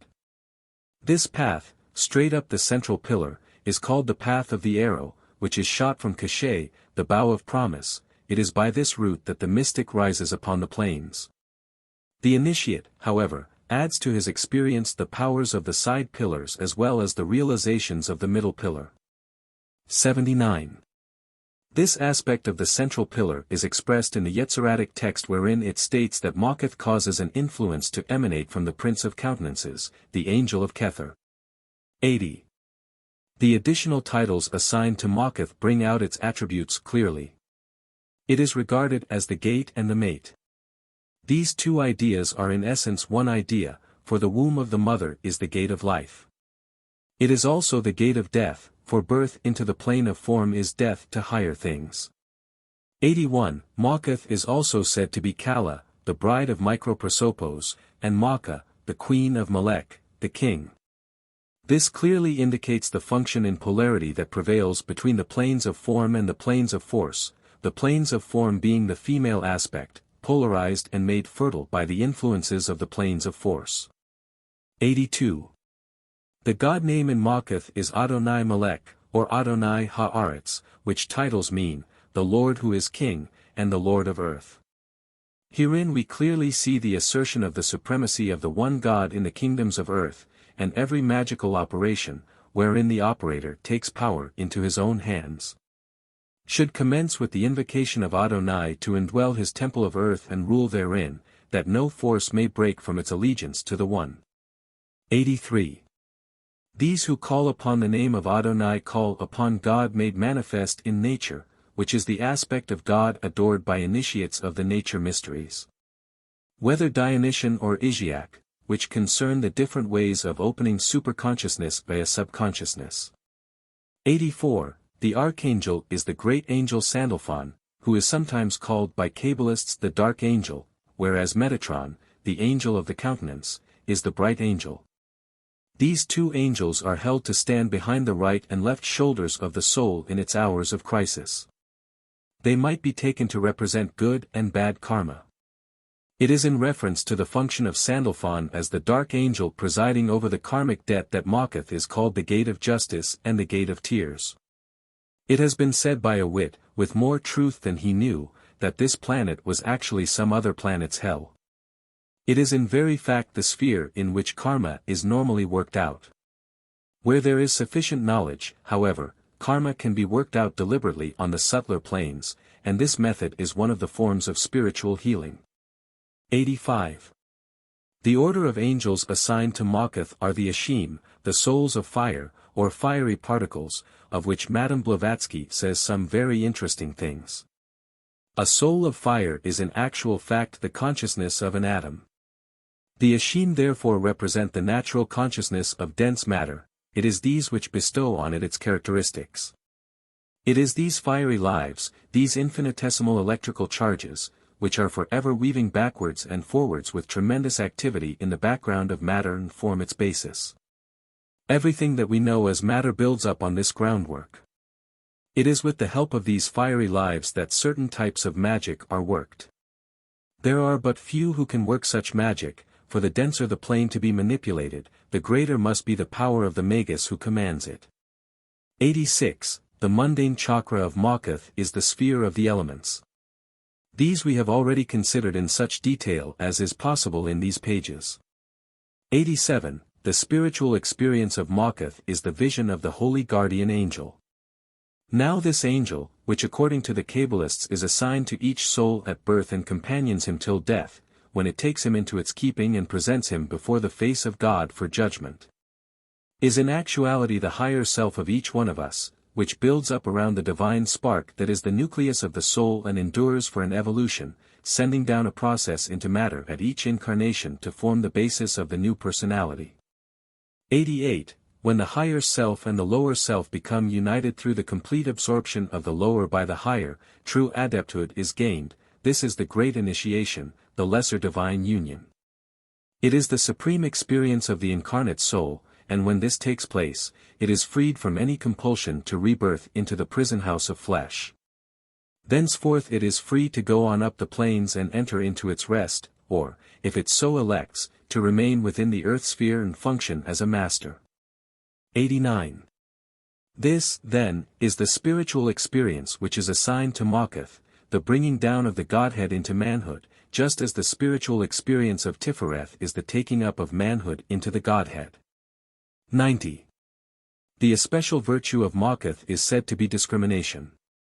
This idea is further carried out in the curious symbolism of the ancients which declared the correspondence in the microcosm to be with the anus. Whatever in life is effete has to be excreted, and the macrocosmic excretion is into the clephothic spheres which depend below Mawkuth, whence the cosmic excreta cannot return to the planes of organized form until they find balance in equilibrium. There is, therefore, in the clephothic world, a sphere which is not hell, but purgatory. It is a reservoir of disorganized force emanated from broken-up forms, cast out from evolution. It is chaos upon a lower arc. It is from this reservoir of force that is accustomed to form, and therefore organizes readily, that the shells, or imperfect entities, build up their vehicles. It is also said to be drawn upon for the lower types of magic of an evil kind.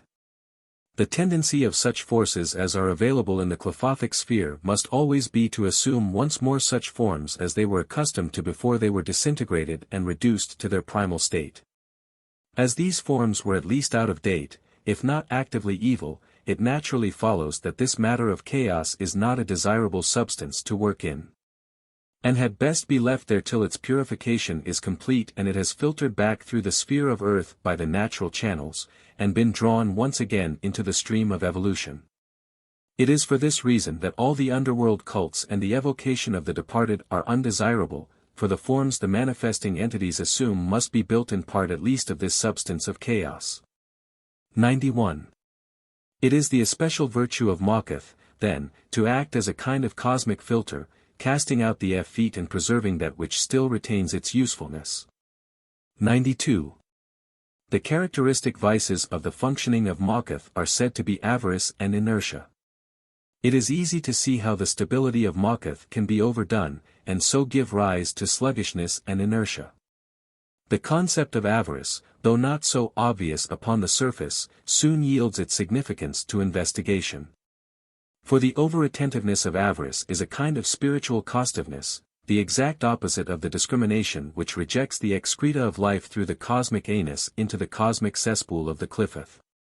It is interesting to note that Freud declares that the miser is invariably constipated, and associates the dream of money with feces.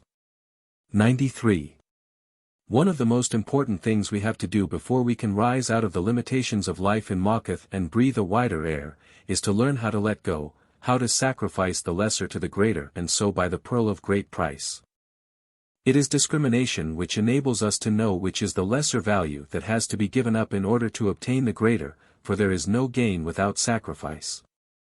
What we do not realize is that every sacrifice should yield a substantial profit in treasure laid up in heaven where neither moth nor rust do corrupt, otherwise it is mere useless waste. 94. We have already noted one of the correspondences assigned to Mawkuth in the microcosm. It is also said, however, that Mawkuth corresponds to the feet of the divine man. Here again we have an important concept. For unless the feet are firmly planted on Mother Earth, no stability is possible. There are altogether too many top-heavy mystics who like to think that the divine man ends at the neck like a cherub, and give no place to the generative organs of Yesod, or the anus of Mawkuth.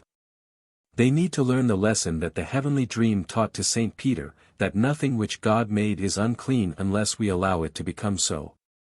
We should recognize the divine life in all its functions, and so bring the manhood up into Godhead and sanctify it. Cleanliness is next to godliness, especially internal cleanliness. If we evade and avoid a thing, how are we to keep it clean and wholesome? The taboos of a primitive people have been altogether overdone in our civilized life, with disastrous consequences to the health and wholesomeness of humanity. 95. The symbols of Mawkuth are the altar of the double cube and the equal-armed cross, or cross of the elements. 96. The altar of the double cube is symbolic of the Hermetic maxim, as above, so below, and teaches that what is visible is the reflection of what is invisible, and corresponds with it exactly. This cubical altar is the altar of the mysteries, in contradistinction to the table altar, which is the altar of the Church.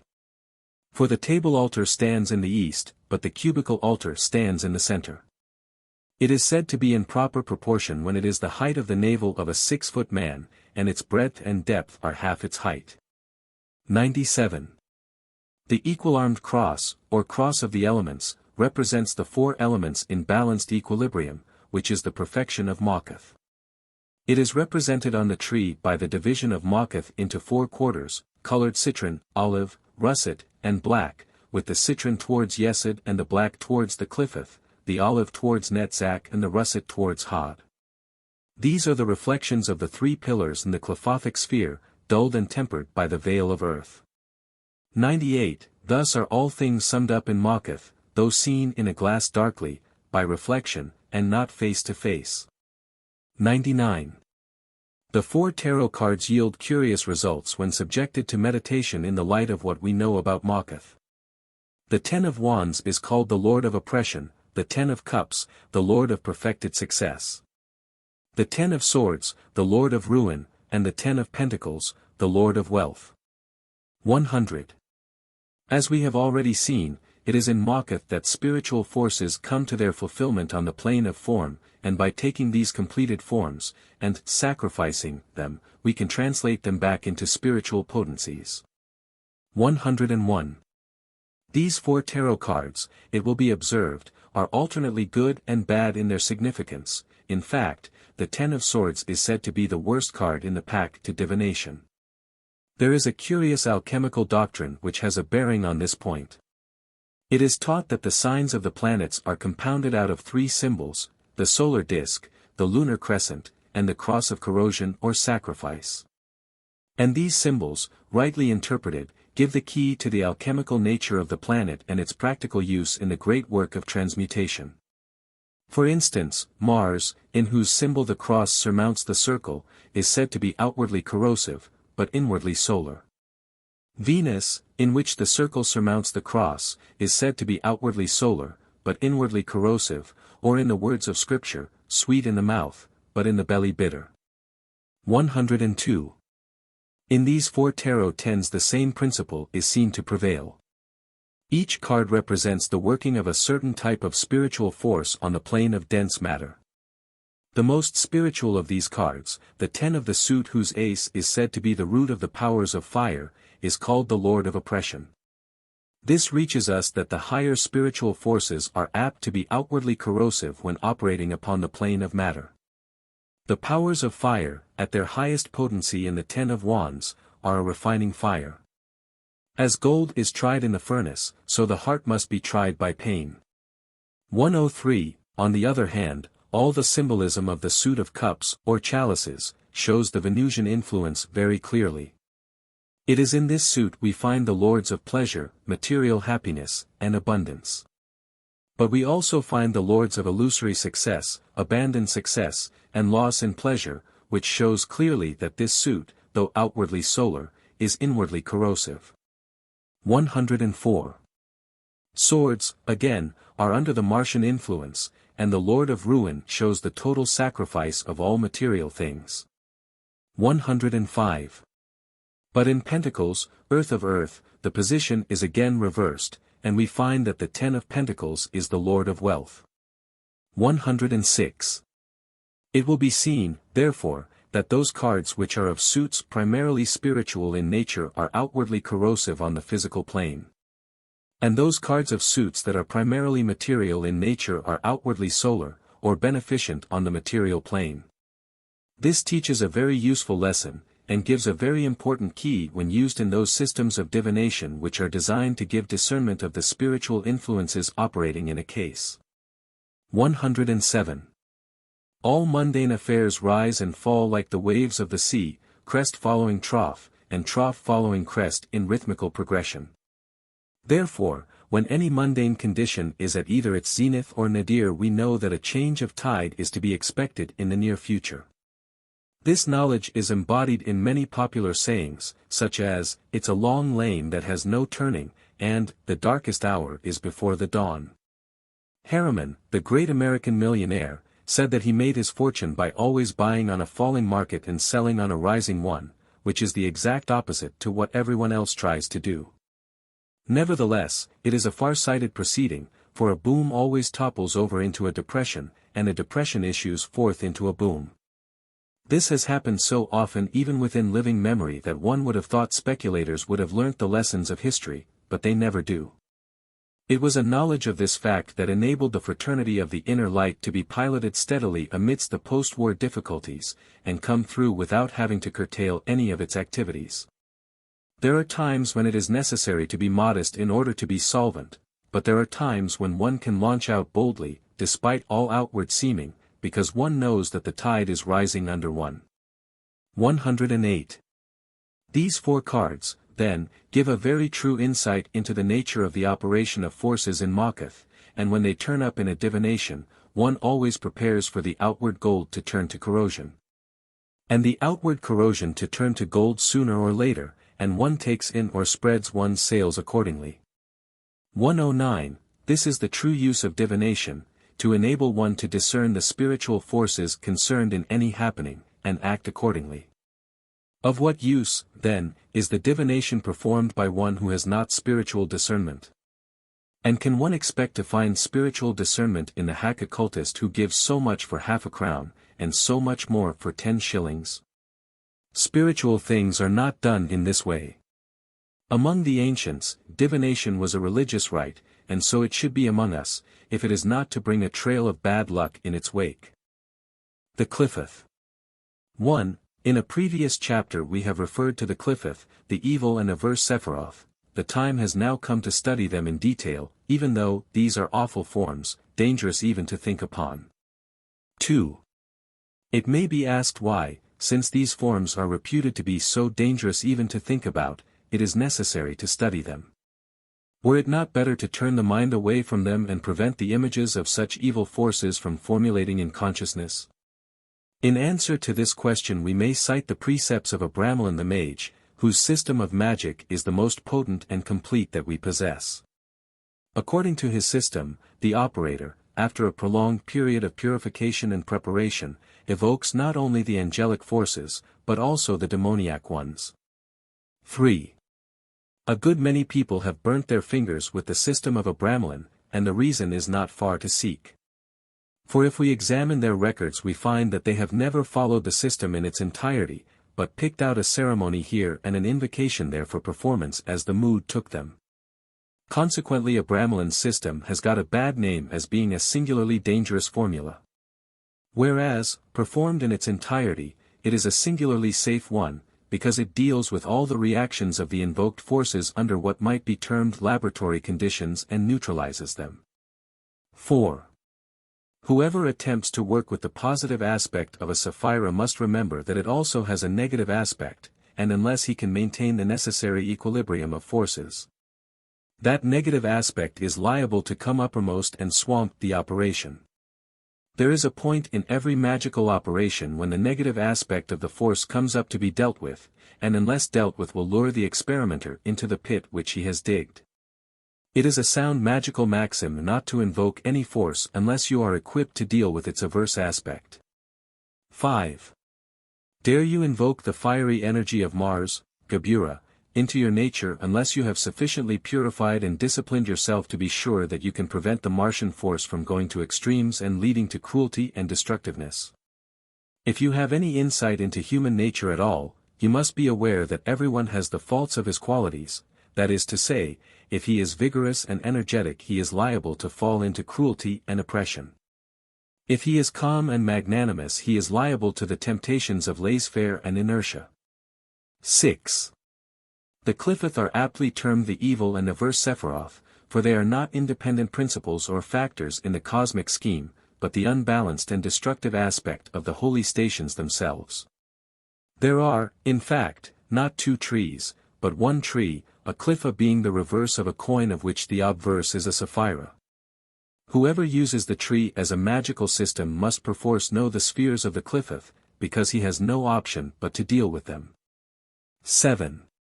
It is only upon the plane of Absolute that there is but one name of power associated with a sapphira, and that is the deity name. To the archangel corresponds the devil, and to the choir of angels the cohort of demons, and the sephirothic spheres have their correspondence in the infernal habitations. 8. The student must carefully distinguish between what the occultist calls positive and negative evil.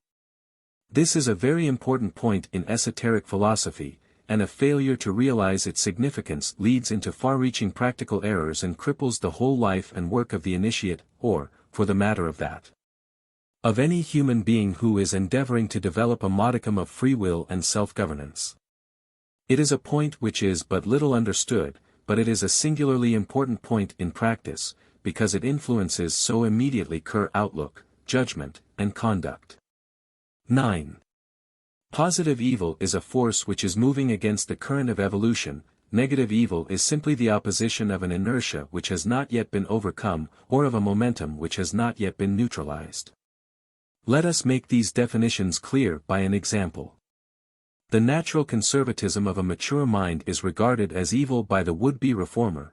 The natural iconoclasm of youth is regarded as evil by the administrator who has established his system. Nevertheless, we cannot dispense with either of these opposing factors if society is to be maintained in a healthy state.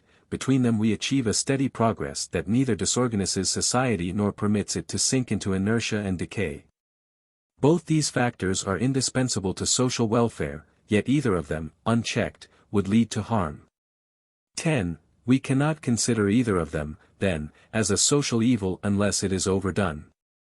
We should therefore, in the terminology of esoteric philosophy, classify conservatism as negative evil when considered from the standpoint of the reformer, and iconoclasm as negative evil when considered from the standpoint of the conservative.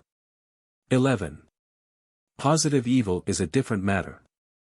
It may be of the nature of an iconoclasm carried too far that descends into sheer anarchy, or of conservation carried too far, and becoming class privilege and vested interest militating against the general welfare. Or it may take the form of actual political corruption, which destroys the efficiency of the administrative machine. Or of social corruption, such as organized prostitution or child labor, which undermines the health of the body politic. 12. The conservative impulse and the radical impulse will both draw to themselves those who are in sympathy with their viewpoints, and their supporters will soon organize themselves into political parties. These parties are not evil save in the prejudiced eyes of their political opponents. The main body of the nation opposes and supports them impartially and turnabout, recognizing that they represent compensating factors. Equally, the corrupt and criminal elements in society will tend to organize a Tammany Hall of their own. Now the conservative and radical parties might be likened to Chesid and Gabura respectively.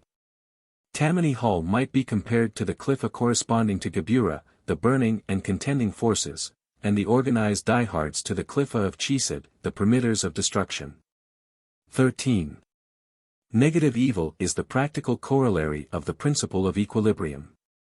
Equilibrium is the result of the balance of contending forces, consequently they must pull one against the other. We must not make the mistake of classing one of a pair of contending forces as good and the other as evil. To do so is to fall into the fundamental heresy of dualism. 14. The instructed and enlightened expositors of all religions regard dualism as a heresy. It is only ignorant adherents of a faith who believe in the conflict between light and darkness, spirit and matter, which shall eventually result in the triumph of the God and the total abolition and elimination of all opposing influences. Protestant Christianity forgets that Lucifer is the light-bearer, Satan a fallen angel, and that our Lord did not limit his ministrations to humanity, but descended into hell and preached to the spirits in prison. We cannot deal with evil by cutting it off and destroying it, but only by absorbing and harmonizing it. 15. In all our calculations and conceptions we must carefully distinguish between the resistance of the compensating sapphira and the influence of the corresponding cliffa. The two trees, divine and infernal, sephirothic and clephothic, are usually represented as they would appear if the obverse tree were a reflection of the celestial tree in a mirror at its base, reaching downwards in proportion as the other reaches upwards. We should get a better concept if we conceived of the two glyphs as inscribed upon either side of a sphere. So that if a pendulum swinging between Gebura and Gedula, Mars and Jupiter, overreached itself in either direction, it would commence to circle round to the reverse side of the globe and come into the sphere of influence of the corresponding averse Sapphira. If it swung too far towards Gebura, severity, it would come into the sphere of the burning and destroying forces and of hatred. If it swung too far in the direction of mercy, it would come into the sphere of the permitters of destruction, and there is much significance in that name. 16. The mystic tells us that it is his aim to work in the sphere of pure spirit without any alloy of earth, and therefore he calls upon the name of God alone. But the occultist replies, as long as you are in a body of earth you are a child of earth, and spirit, for you cannot be without alloy. When you call upon the love of God it cannot come to you save through a Redeemer. The sphere of the Redeemer is Tiferet and its archangel is Raphael, the healer, for do we not recognize the influence of the Redeemer through its healing influence upon body and soul?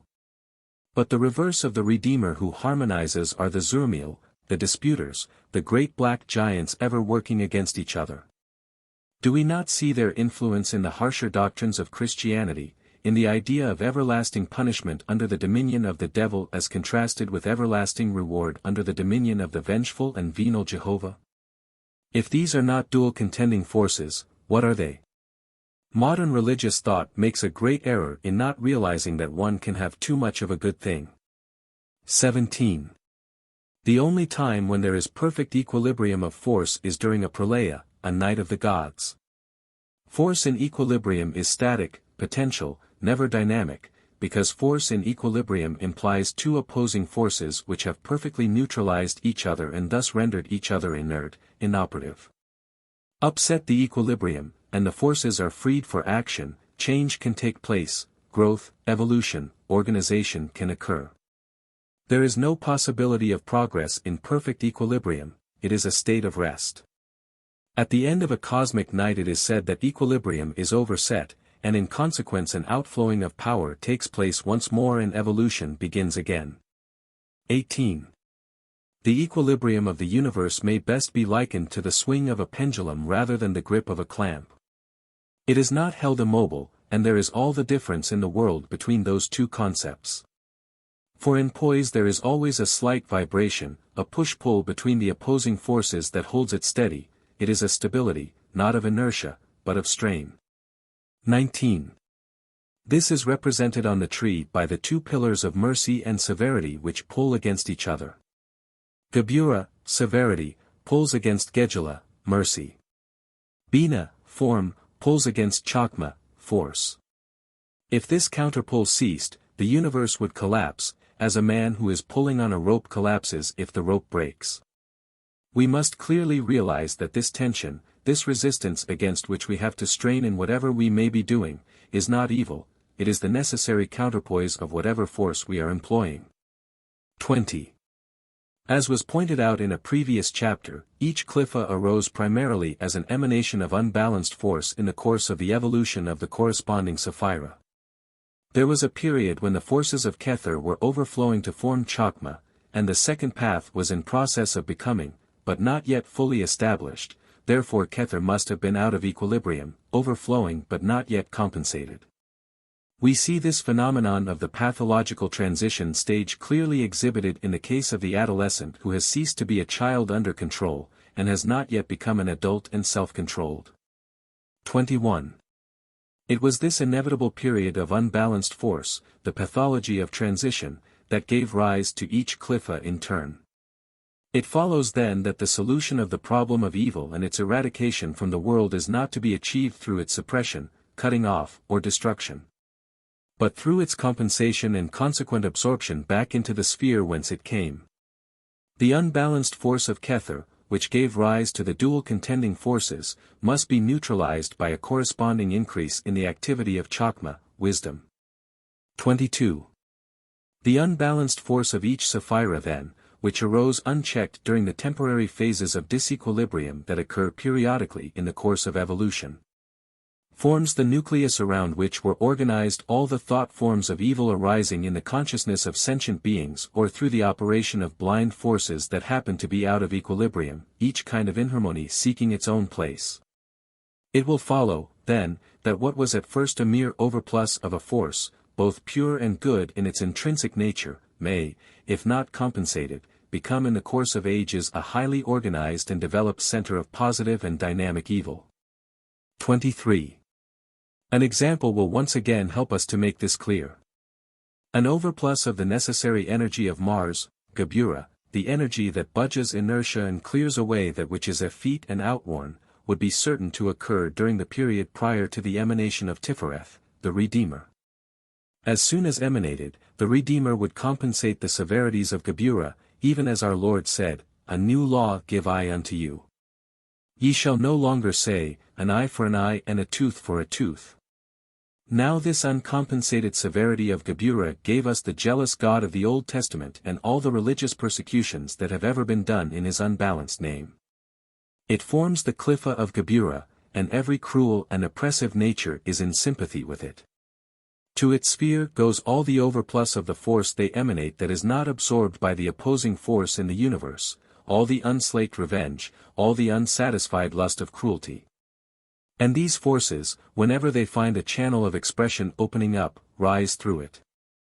Consequently the man who gives way to cruelty soon finds that he is not merely expressing the impulses of his own undeveloped or misshapen nature, but that a great force like a stream in spate is urging him on, driving him from one outrage to another till finally he loses his self-control and discretion, and is swept away to self-destruction by some incautious expression of his impulses.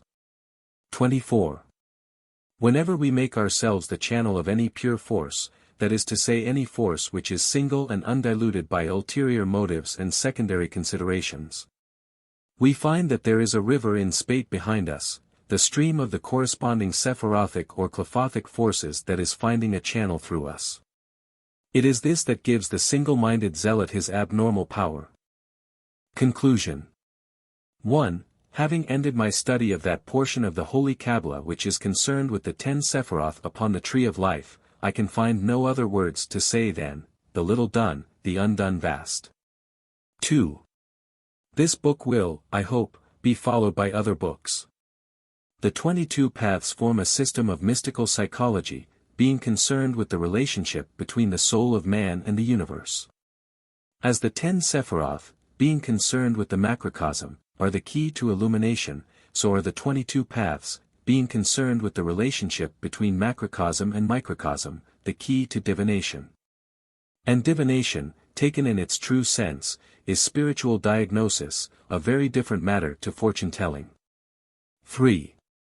The spheres of the gods upon the tree is also a matter of profound interest and immediate practical application, for they give the key to the rites that were performed as a means, and a very effectual means, of contacting and equilibrating those different forces that are personalized under the names of the gods. For, all these things, however, require detailed knowledge, and that can only be got together gradually. It is more than one pen can do unaided, and I should welcome the correspondence of those who are interested in these subjects, not as research into antiquity, but as living forces that come home to men's business and bosoms. 5. All that remains to us of ceremonial in the West is in the hands of the Church, the Masons, and the producers of cabaret. All three are effectual after their kind, the Church evoking love of God, Masonry evoking love of man, and cabaret evoking love of women. 6. Viewed as a means of invoking the Spirit of God, ceremonial is pure superstition, but viewed as a means of evoking the spirit of man, it is pure psychology, and that is how I view it. It is a lost art in the West, but an art that is well worth reviving.